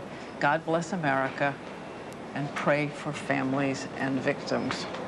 And we can only, of course, add to that that as crisply as we try to report what's happening here today, we join them. And this is not just another story, even for reporters who've been trained to do this for so long. A few things to add since this morning. We were on the air, of course, live when suddenly we get word of that first explosion at the World Trade Center, the first building. And initially, of course, we didn't know if it was an accident. We didn't know what had happened. And then we were on the air live when the second plane came in and the second plane hit. And I want to show you now. This is what we were seeing live on the air. And as you've expressed before, Peter, the combination of disbelief and horror and simple prayer for somebody to save the people who were inside that building is all anybody can do, as an entire network is broadcasting live something so unimaginable. I have talked, as you all have, and as George Stephanopoulos reported, to the people who were inside as these scenes were taking place. We now see the first collapse, which of course took place about 10 a.m. Eastern time, and then it would be about 28 minutes later that we would see the second collapse of the second building. And while we're watching the scene, each person desperate to stop this tape and go and do something. all we can do is relive the horror each time we see it. I have talked to people who are inside the building, one of them, Fran Martin, who is the aunt of someone who works here at ABC, and she was saying that the first experience inside the building was that earthquake-like feeling a number of people have mentioned, and then something else, in an eerie, silent, kind of mournful foliage. You saw paper just wafting out in all directions, and it was so mysterious to everyone. They couldn't imagine what had happened. The paper was scattering, and we've now read some 3 miles out, way across the river, the paper from those floors. As they came down the stairs, we're told that people were remarkably calm, were remarkably respectful of each other as they were making their way down, even though a number of them had lived through that bombing 8 years ago. A number of them remembered what it was when the bomb went off in the basement of the World Trade Center. And of course, as we now know, if the cyanide gas had not vaporized in those bombs, that it would have been a cataclysm even beyond what was experienced then. So they could all relive it as they were making their way down. Now we're watching the scenes as the building is collapsing and people are running from it. People are covered with this kind of spectral suit from the building's collapse itself. I want to point out again, and you've talked about it too, Peter, all the firefighters were immediately called on duty. All the firefighters immediately raced in from wherever they were to help out, all the emergency medical service personnel. This was a great display of human concern and human consideration. And you've mentioned before, we have this report that 200 firefighters are now missing, and yet they have done everything they can. Every hospital is open, every hand is on deck, every doctor is standing by in the city of New York with all this courage and struggle and still heartbreak out there in the streets right now. So that's it from Times Square, Peter. Thank you very much, Diane. I remember working with Diane on the Millennium broadcast on New Year's Eve 2000. Diane had such a joyful time in Times Square. It is, whatever you think of New York in general, it is a place where people from around the world gather to express themselves, and so we'll go back there on occasion to get some, you really get some sense of the world in Times Square. And President Bush has been on the phone today to a variety of world leaders, clearly discussing this with them at the highest possible level. And perhaps they're all as confused as the rest of us are as to what has happened, who perpetrated these acts of terrorism in the United States, and what is to be done in response. Though this is perhaps, we're only 4 hours since this actually happened, and perhaps it is not quite the time to begin to think about the precision of a response, but a response will be required of some magnitude that will mean something from the United States if one is ever able to pin down exactly who the perpetrators were. We told you that the president was in Florida this morning, where he'd intended to talk about education today and was coming back to Washington. He's made it as far as Barksdale Air Force Base in Louisiana, where he landed about an hour and a bit ago, just before noon Eastern time, where he's made a statement to the cameras, which we haven't got our hands on yet. But the president said that freedom had been attacked, but freedom will be defended. And the president is in touch with his national security team. Ann Compton, ABC's Ann Compton, who covers the White House for us for many years from us, tells us that jet fighters accompanied Air Force One, and that as best we can tell, the Air Force One was flying at a particularly high altitude. There are no planes taking off or landing or taking off in the United States at the moment, with the exception of Air Force One, though the Federal Aviation Administration says at the moment that 50 known aircraft, this is actually a few minutes old, 50 known aircraft are all in the sky within approximately 50 miles of their destination. So you can feel across the country that aircraft that were in flight are beginning to settle down. They were ordered to settle down by the FAA and to land at the nearest possible airport.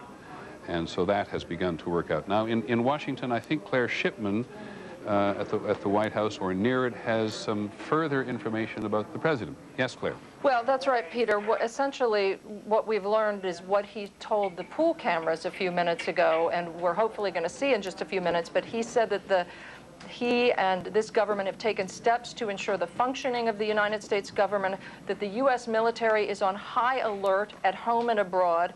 He said he has taken all appropriate security measures to protect Americans. He says freedom itself has been attacked and freedom will be protected.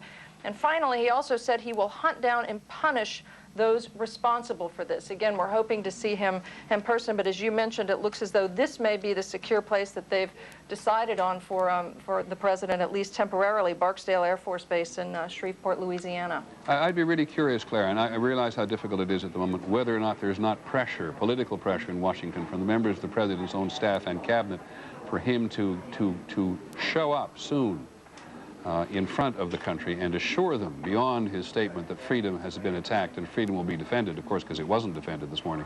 Well, I think whether or not the president to be seen in command in a more vigorous way. I think you're absolutely right, and I'm sure it's a delicate balance right now between the Secret Service and those who are trying to protect the president, keeping him out of sight and someplace secure, and his political advisors who would clearly like to see him make a statement. You saw how quickly he did it this morning, as brief as it was, and certainly a piece of tape that we're going to see in a few minutes, we hope, is not what they would like to see the president doing right now. They would like to see him making something of a more formal statement. But again, it could be a number of hours before the president is back in Washington and prepared to talk to us from that forum. Okay, thanks very much, Claire. We'll come back to you anytime you want. And again, none of us should be surprised at what's happening. First of all, Secret Service is a huge, powerful, authoritative organization which takes the president's safety and other members of the senior political leadership with deep and profound seriousness, but they have enormous power. And so if you're talking between a senior political official and the president, a Secret Service official of equal stature at the moment, who's going to win that argument at the moment? And this is particularly true in a situation which continues to unfold, because while the devastation, perhaps the greatest devastation has occurred in New York City this morning, it's also occurred outside Washington at the Pentagon, and the tension is there all across the country, because not only were the United Nations and various government buildings evacuated here in New York City, but the Sears Tower in Chicago, the tallest skyscrapers in Boston and Cleveland and Minneapolis, and the Space Needle in Seattle. So the psychological effect on people in the country is huge. It may indeed be settling down after several hours, but the president and his response to this is also part of the psychological package, because the country looks to the president on occasions like this to be reassuring to the nation. Some presidents do it well, and some presidents don't. But ABC's Ann Compton is with the president at the moment, and we have her on the telephone. Annie. Peter, it has been a frightening couple of hours for President Bush. We took off in Air Force One from Florida, where he first got word of this, and we literally, Peter, have been flying at well over 40,000 feet west, the White House unable to tell us where we were headed or how long it would take. There were jet fighters off the wing just out of our sight until we landed. And the president has spent the time on board the aircraft talking not only to world leaders, but to the vice president, to his cabinet. He even checked in with Mrs. Bush, trying to get more information. We were high enough so that the Air Force was actually able to get some television signal. We don't know much about what's gone on the ground, but he has been able to see some of it on a very fuzzy television picture. We landed here at Barksdale Air Force Base. This is near Shreveport, Louisiana, at about 11:45 Eastern Time.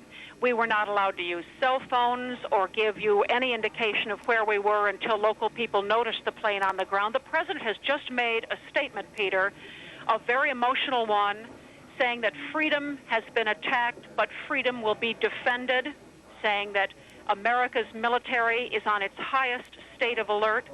World leaders have been assured that the U.S. will do whatever it takes to protect America and Americans. Frankly, Peter, I thought the president not only looked grim, very solemn, but his eyes looked somewhat red. Annie, let me ask you a couple of questions, if I may. First of all, the president was on a education trip, ostensibly, in Florida today. How much of the national security team was with him? This is actually a skeleton team with him on a short, it was a trip that lasted only about 24 hours. He was just making his last appearance before returning to Washington. And Karl Rove, one of his senior counselors, is with him, and his press secretary, Ari Fleischer, but none of the national security apparatus such as Condoleezza Rice, who would ordinarily travel with the president on a more substantive trip. But on Air Force One, of course, he has the full resources of communications, but he does not have the full team with him.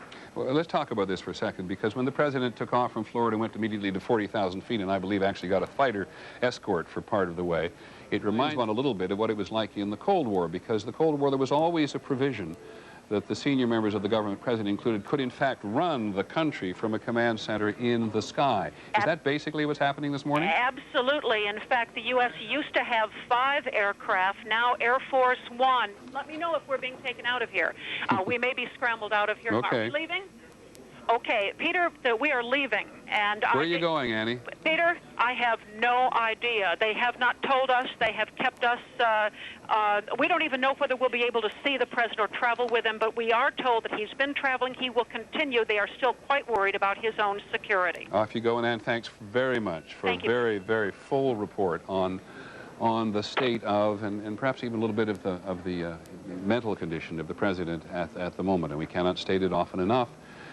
The country looks to him, and so he may have stopped at Barksdale Air Force Base in Louisiana, which is just where Arkansas and Texas and Louisiana all come together at an Air Force base out of the way, and he may be safe at 40,000 feet in Air Force One, but before long the country is going to expect him to be back in Washington to send, if not only a message, not just a message to those of us in the nation who look to the president for some sense of political national stability, but also to the other parts of the world where these enemies of the United States, with whom we've talked quite a lot about today, at the moment must surely think they have the United States on the run to some extent. And while the Taliban, the political leadership, political, military, religious leadership in Afghanistan said this morning that they condemned this and had nothing to do with it, and it could not have been Osama bin Laden, because he wasn't sophisticated enough to do it. It had to be a country or a government, certainly. And while the chairman of the Palestinian Authority, Yasser Arafat, came out and put as much distance as they could between them and the Palestinian people, this active in the Palestinian people, the president needs to be on station to talk it. As does the mayor of New York, and Mayor Giuliani is with us at the moment. Mr. Mayor, can you hear me? I can, Peter. Mr. Mayor, I saw you several times on the street today, and it looked like you were deeply sharing the horror that all of us feel. But I'd really appreciate, aside from, on top of your sentiments about all this, give us some sense of what's going on. What is going on now is a massive rescue effort. We have thousands of police officers and firefighters in all of Manhattan trying to rescue as many people as we possibly can. There are still a lot of people there that are injured, hurt, dazed, and we're trying to get them out, and we're mobilizing all of our fire, police, and emergency resources to do that. The governor has alerted the National Guard, and they're being deployed to come and relieve us early to later this afternoon. And the urban search and rescue teams are coming here from around the country to also assist us. But until then, which means until probably 2, 3, 4 o'clock this afternoon, our police department, our fire department, and our emergency people are being stretched to the limit. And I'm sure we've also lost a significant number of them. You're reluctant, I assume, to put any other name attached to the casualties except significant. Do you believe it's hundreds or thousands? I really don't. I really don't want to say right now, Peter. I think it's going to be a horrible number. I saw people jumping out of the World Trade Center. I saw some of the firefighters who I know going into the building. And we were in a building in which we were trapped for about 10, 15 minutes. Are you talking about did you go immediately to the Office of Emergency Management? I went down to the scene, and we set up headquarters at 75 Barclay Street, which was right there with the police commissioner, the fire commissioner, the head of emergency management. And we were operating out of there when we were told that the World Trade Center was going to collapse. And it did collapse before we could actually get out of the building. So we were trapped in the building for 10, 15 minutes and finally found an exit and got out, walked north, and took a lot of people with us. My question is, the Office of Emergency Management headquarters, into which you put enormous effort for coordination in a disaster like this. Has it been damaged? Is it still operating? It's gone? It's been damaged. I don't know how badly. And right now, that whole area of Manhattan, including the police department, which is another area we would operate from, City Hall, is another area we would operate from, have been closed off. So we've moved to a secure location in Midtown Manhattan where we're operating city government. Is it fair to say, do you think, that all of your drills for dealing with terrorism and disaster are going according to plan, or has this been of such of magnitude that we've just all been caught totally off balance? Oh, there's no question we were all caught totally off balance. No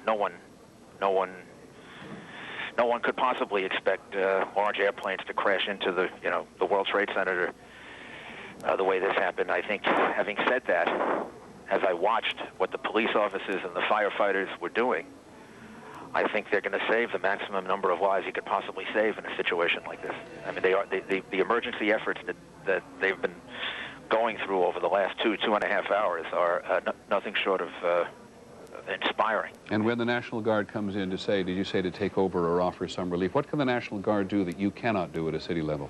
Oh, at this point, what they can do is relieve men who are going to be exhausted physically and emotionally. Now, just if you would, because I know how busy you are, just give us some sense of what you thought at the time about all this. I thought that I would never live to see anything like this.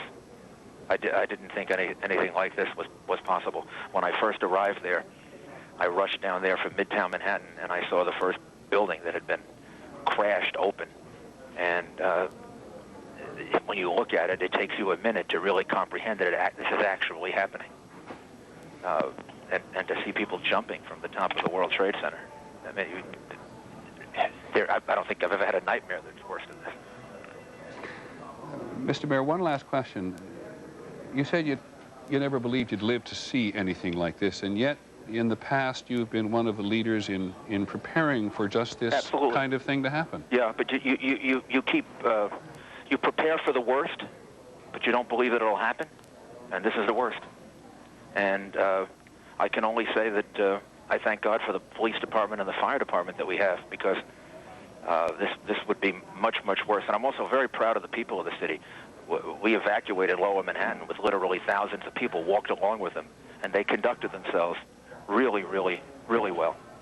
Well, I appreciate your time, sir. Thank you very much. Thank you very much for communicating all this. The Mayor of New York, Rudolph Giuliani, in his last term, immensely popular with some, not popular with others, which is not relevant at the moment, but because he puts his finger on something about New York. Whatever you think of New York, no matter where you live in the country, this is a city which behaves pretty well in crisis. There's a public spirit here in this city. You see it in blackouts, you see it in snowstorms. This is not the city of its it's not the city that we often criticize from other perspectives around the country in times of crisis. So when the mayor says he's proud of the people of New York, as well as the fire department and the police, one should not be surprised. But it is fascinating and terrifying to hear what he says. You prepare for the worst and you never believe it'll happen. And his emergency management headquarters right down there near the trade centers, which are no longer possible to operate, this is what they put into place so that in the worst of circumstances, government would have a place to operate. And they can't operate from there. They've had to move uptown because the police department and City Hall are not operable, if you will, under the circumstances. And he, the mayor, you heard it yourselves, said he never believed he would live. Good afternoon, everyone. I'm Channel 8's Gloria Campos. And I'm John McKay. We're going to continue to bring you ABC Network coverage of America Under Attack in the corner of your screen. But we want to take a minute to update you on what is happening in the immediate Dallas-Fort Worth area. Now, before we get you up to date, we want to reassure you that there is no attack on the Dallas-Fort Worth area, and everything has been safe so far in our area. But let's go through what happened today. Here's what we know. It started when a commercial plane crashed into one tower of the World Trade Center in Manhattan about 7:45 a.m. Texas time. Then moments later, around 8 o'clock, another commercial airliner slammed into the other World Trade Center tower. Both were American Airlines jets carrying more than 160 passengers and crew combined. Then about 40 minutes later, an aircraft crashed near the Pentagon, forcing the evacuation of government buildings. At about 9 a.m., one of the World Trade Center towers collapsed, and another explosion rocked the other tower about 30 minutes later, causing it too to collapse. And on top of all this, 2 United Airlines jetliners have been hijacked as well. Both have crashed, one near Pittsburgh. That's what we've been told so far. President Bush, by the way, has been flown from Florida to Barksdale Air Force Base, which is near Shreveport, Louisiana. He says the U.S. military is on high alert at home and abroad, and that appropriate security measures have been taken to protect Americans. He says he has taken steps to make sure the U.S. government will continue to operate. And the president says freedom itself was attacked, and he vowed freedom will be protected. He also vowed that the U.S. will hunt down and punish those responsible for the attack. Again, 2 of the hijacked aircraft involved in the attacks belonged to American Airlines. Combined, they carried about 156 people. Channel 8's Jim Douglas is live at American Airlines headquarters in Fort Worth with the official response. Jim? Yeah, John, I can give you some details on those flights, but not much more than that. American Airlines making no official statement today beyond what's on this sheet of paper. I'm sorry, I understand I'm standing off microphone here. American Airlines did not issue any kind of a press conference today. Just this one-page statement gives us some details on the flights. So let me go over that quickly if I could. American Flight 11, a Boeing 767, that's a wide-body jetliner. It was en route from Boston to Los Angeles with 81 passengers, 9 flight attendants, and 2 pilots on board. The second flight was Flight 77. That's a Boeing 757. It was operating from Washington Dulles Airport to Los Angeles. It had 58 passengers, 4 flight attendants, and 2 pilots. Now, because the FBI is working so closely with American Airlines on this, American Airlines has declined to say anything else other than when they came out to tell us they weren't going to talk to us. Of course, the American spokespeople were mobbed by reporters who are here and very hungry for information. Let's roll some of that tape now, and then we'll come back and talk a little bit more. This is Al Becker with American Airlines. It's a matter of deep regret that the incident occurred, and we are working completely with the FBI on every aspect of the investigation. Do you ever think you'd see something like this? Well, this is an extraordinary circumstance. We asked American Airlines if it could confirm that all of its aircraft are now accounted for, and they said they could not comment on that, that it was up to the FBI now to speak on that. Now, American Airlines officials at this point are telling us they're not sure which of its aircraft hit what targets. So they don't know if, in fact, it was 2 American Airlines jets that went into the World Trade Centers, or perhaps one of the American Airlines jets hit the Pentagon, as was reported earlier by ABC News. So we're still waiting, and it doesn't look like we're going to get much information out of American Airlines other than, obviously, this company, the largest employer in this area, is devastated by this, and it has absolutely locked down on information. I'm Jim Douglas, reporting live from the American Airlines headquarters. John and Gloria, back to you. All right. Thank you very much, Jim.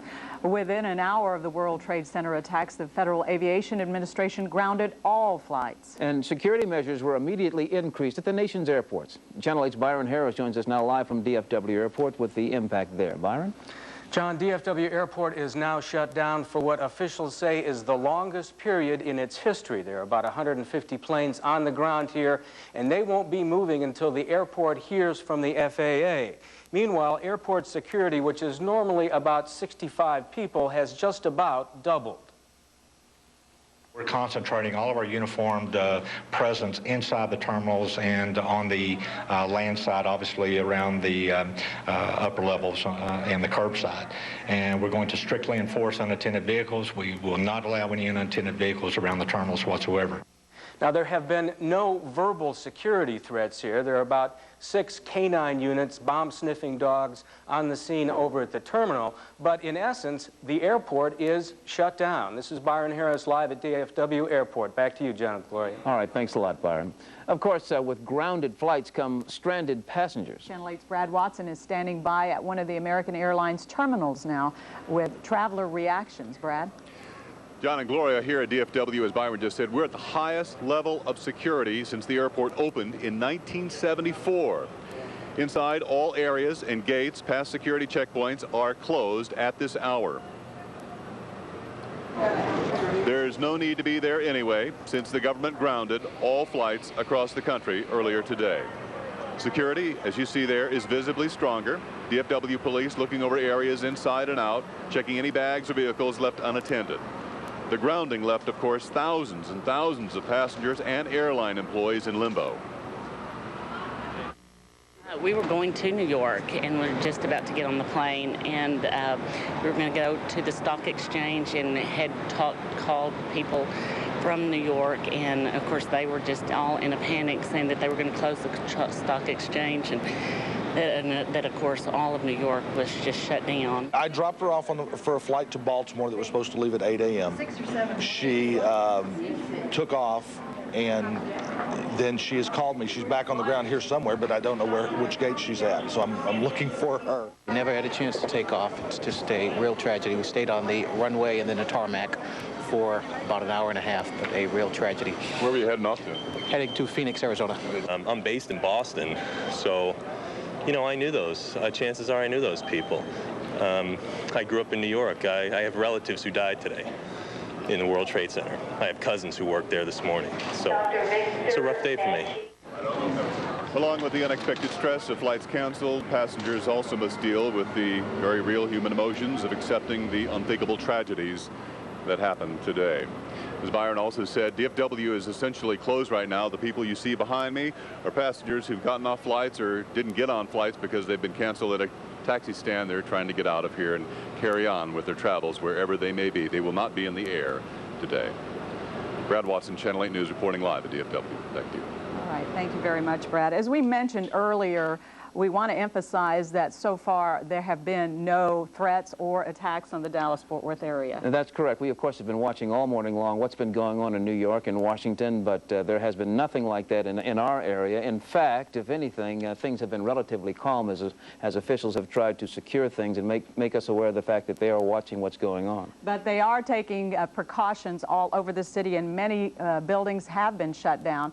And of course, when something like this comes up, there goes a call for blood. And Channel 8's Macy Jepson is at Reunion Arena right now, where there is a massive blood drive going on right now. Macy? That's right, Gloria. As all of America stands paralyzed and feeling quite vulnerable in the wake of these terrorist attacks, we are at Reunion Arena, where the flags are at half-mast. They have been since we have been here, and there is a feeling of doom, frustration, and fear here at Reunion Arena. There was people are wondering exactly what they can do to make a difference, and possibly the only thing they can do is donate blood. And as Americans are mourning, Carter Blood Center had a pre-scheduled blood drive here, and people are coming by the droves to do their part. Many are angry, many are shocked, and all of them are looking for a way to help. I just feel helpless and want to do something. I mean, there's not anything else I can think to do. It was sort of going up to New York and, you know, trying to do something up there. So I just wanted to do whatever I could. We're joined by the mayor, who is here to donate blood himself. Mayor Ron Kirk, thank you for taking the time with us. Thank you, Macy. What is the state of our city right now? Well, I think your words summed it up. I think people are shocked. They're numb. I'm sure many are angry, but as you can see by the response here, which is just absolutely overwhelming and gratifying, people want to do at least what we can do, and there will be, we know, no matter what, there's going to be a tremendous need for blood, and so I think people are showing up here instinctively, as I did. But I think that people are just absolutely numbed by what they're seeing on TV. We learned a lot from the bombing of the World Trade Center years ago. What has this city done to prepare this city? I mean, as I was driving into work, I was looking at our skyline thinking, you don't know what's next, and it could be us in a matter of minutes. What is the city doing? Well, you're right. Not only the 93 New York City bombing, but also the 95 bombing in Oklahoma City did cause us to re-examine our whole response to an incident like this. The good news is that response has been put in place under the leadership of Danny Deffenbaugh, the FBI, and Terrell Bolton and other law enforcement agencies, and they are working hand in glove on that in our response, and are going to have a more thorough briefing on that at 3 o'clock.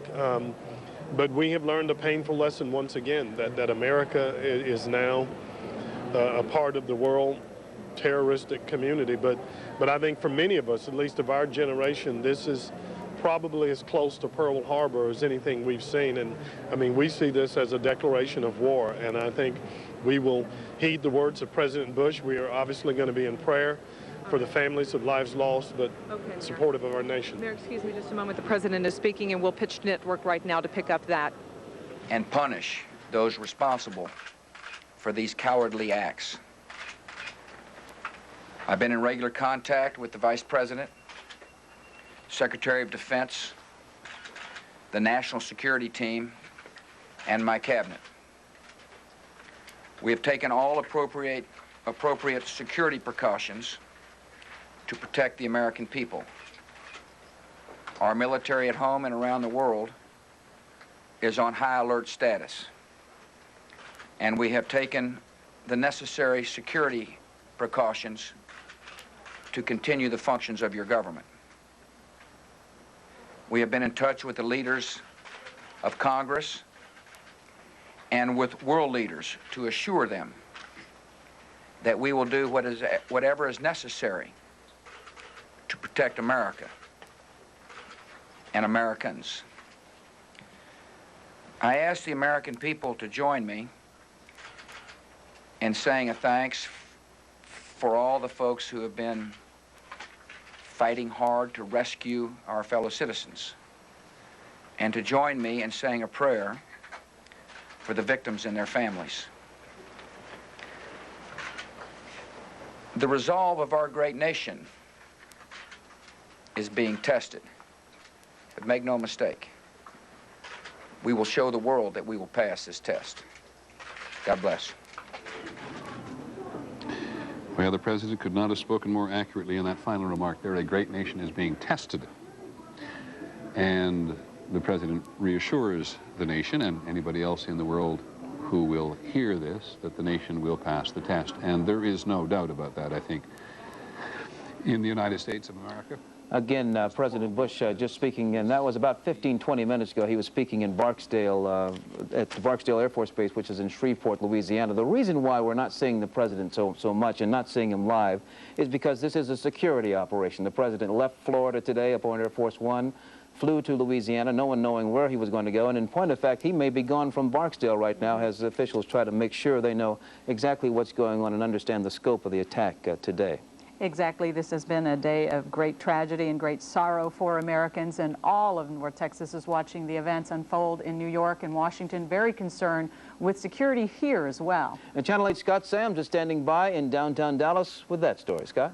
John and Gloria, in the last 16 years that I've lived in Dallas-Fort Worth, I've never seen that, a quiet sky. It is kind of an eerie feeling here in the north central Texas area. The city of Dallas, of course, is on heightened alert because of what happened in New York and in Washington. Both police and fire department personnel are ready to act if they are called upon, as you heard Mayor Ron Kirk speaking to Macy Jepsen just a few minutes ago. At this hour, no city or federal ordered evacuations are in effect. However, some city employees have headed home by choice. The downtown area is being closely monitored, as you would imagine. City officials say they're taking orders from the local and national FBI office. During a press conference, a news conference, an hour ago, city officials announced the emergency plan that is now in place was in place for Y2K. Issue. And when we have this plan going into effect, what it means is that we maintain contact on a regular basis with the federal authorities. Like I said, they update us every 15 minutes on what is happening. FBI agents here in Dallas will be holding a news conference this afternoon to update city officials on the very latest developments in this national crisis. Now, shortly after the World Trade Center attacks, workers in downtown Dallas skyscrapers were evacuated or told they could go home if they want to. Channel 8's Janet St. James joins us now with that part of the story. Janet? Scott, downtown Dallas should be bustling during the lunch hour, but it's all but deserted in many spots. Several buildings, as you said, were evacuated or voluntarily evacuated, and what that means is the tall skyscrapers behind me, the workers inside them were told that if they felt uncomfortable, they could leave. Now, several buildings that we know of, employees were ordered out. Those buildings include the Amos A. O. Smith Federal Building, the Bank One Building, Chase Tower, World Trade Center, Plaza of the Americas, Renaissance Tower, and the Bank of America building. That last building was evacuated because it is the tallest building in downtown Dallas. Ambulances sped through the streets throughout the morning, responding to calls of people injured as they fled their buildings. Those injuries, though, were mostly minor. Police helicopters kept order from above, and police security was extremely tight on the ground as thousands of people streamed out into Dallas streets. For a while, it was very much like rush hour chaos. A lot of people were already ready to go, like, before they even put the word down. A lot of people just didn't feel comfortable at work. I mean, people were watching, like, people had it on the radio and watching on television. A lot of people were just ready to go. I'm in shock, like most Americans. We always thought there might be a day where we'd be proven to be vulnerable. And I think we're all in just disbelief. And at last check, the Earl Cabell Federal Building was still open, though working on a skeleton staff as they finish up some court cases that had already started this morning. Once again, security extremely tight. We've seen police patrolling all of downtown Dallas, in some cases searching parking lots looking for suspicious devices. They haven't found any that we know of. But for the most part, order and safety has reigned here in downtown Dallas. This is Janet St. James reporting live. Scott, back to you. Anna, thank you very much. Obviously, this affects people in many, many different ways. There are a number of churches that are holding prayer meetings at this time, as the president asked for a national prayer. Also, the people in Dallas and Fort Worth and wherever you are in north central Texas, you had to be affected by this. Channel 8's Gary Reeves went to downtown Dallas to get some of the ideas of some of the people who were on the streets.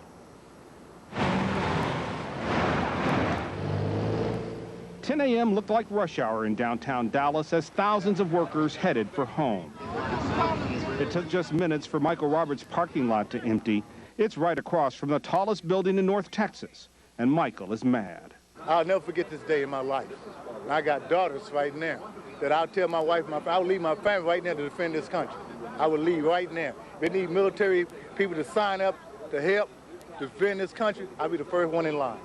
Those with cars could make a quick exit from downtown, but dozens more were stuck at the bus stop. Everyone was just getting scared. I mean, we came in scared anyway, and so people were just leaving. They were just like, we're not gonna wait around for something. A little sad, hurt, and angry, kind of all at the same time. Just really hurt for the country. Were you at all afraid up there? No, not really afraid at all. I mean, it's, you know, they came over and evacuated our building probably about 9:45 or so. And that left them all standing here, waiting for the bus that would carry them to their safe homes, and wondering how, all of a sudden, they no longer felt safe, wondering if this was a target, a very tall building named Bank of America. You're standing on the bus stop right next to it. Right next to it. Is that because you're brave, or? Well, because this is where my bus comes, and I have already thought if something were to happen, what would I do? Run behind something metal, probably. One by one, the buses come. They leave a downtown physically unchanged. Nothing has happened, no one's been hurt. But at the same time, everything is different. One man calls it the new Pearl Harbor, and looking up at the sky may never be the same again. Gary Reeves, Channel 8 News. Well, we have a World Trade Center, of course, here in the Dallas area. They had two major events scheduled for today. They both ended early. Many people packed up and went home as security was being beefed up around the World Trade Center. The building, of course, also houses the Dallas Market Hall and the Apparel Mart. Well, we've just heard the news about New York and evacuating the building. Okay. So we've got to go. Are you concerned? Oh, yeah. It's scary. I mean, it's not right what's happening. With the name of the World Trade Center, we certainly don't want to take any chances, and if some lunatic wants to attach their name to this building. Though no threats have been made on that center locally, local police as well as the FBI have encouraged building security to evacuate the premises. All of us being affected so terribly by this horrible attack, apparently by terrorists. John, Gloria? Okay, thanks a lot. That's Scott Sands reporting for us. Today's terrorist attacks led to many area school officials increasing security and canceling activities. Carrollton Farmers Branch School District is canceling all evening activities such as sporting events, PTA meetings, and an awards dinner. Fort Worth Independent School District officials are allowing parents to pick up children early. And Dallas Independent School District called in extra police officers today to help monitor the campuses just as a precaution. Governor Perry has canceled his travel plans, and this morning in Austin called for Texans to pray and stay calm in the wake of this national tragedy. Channel 8's Austin Bureau Chief Shelley Koffler is standing by live in Austin with the governor's reaction and the status of state government offices. Shelley? Well, John, the governor's reaction is like that of many of Americans, as you might imagine. He's shocked, and he says he's angry. This morning, Governor Perry has been in contact with state law enforcement and also with emergency management officials here in the state to ensure that strategic locations around the state have appropriately heightened security. He says he's been in contact with mayors from Texas's largest urban cities as well, and he stressed there is no reason to believe Texas will be targeted by terrorism, though he has told state employees today if they are fearful, they may go home. For those employees who are uncomfortable being wherever they may be, are certainly free to be with their families to go home. We have no indications from DPS, FBI, or from any other government agency that there is a threat to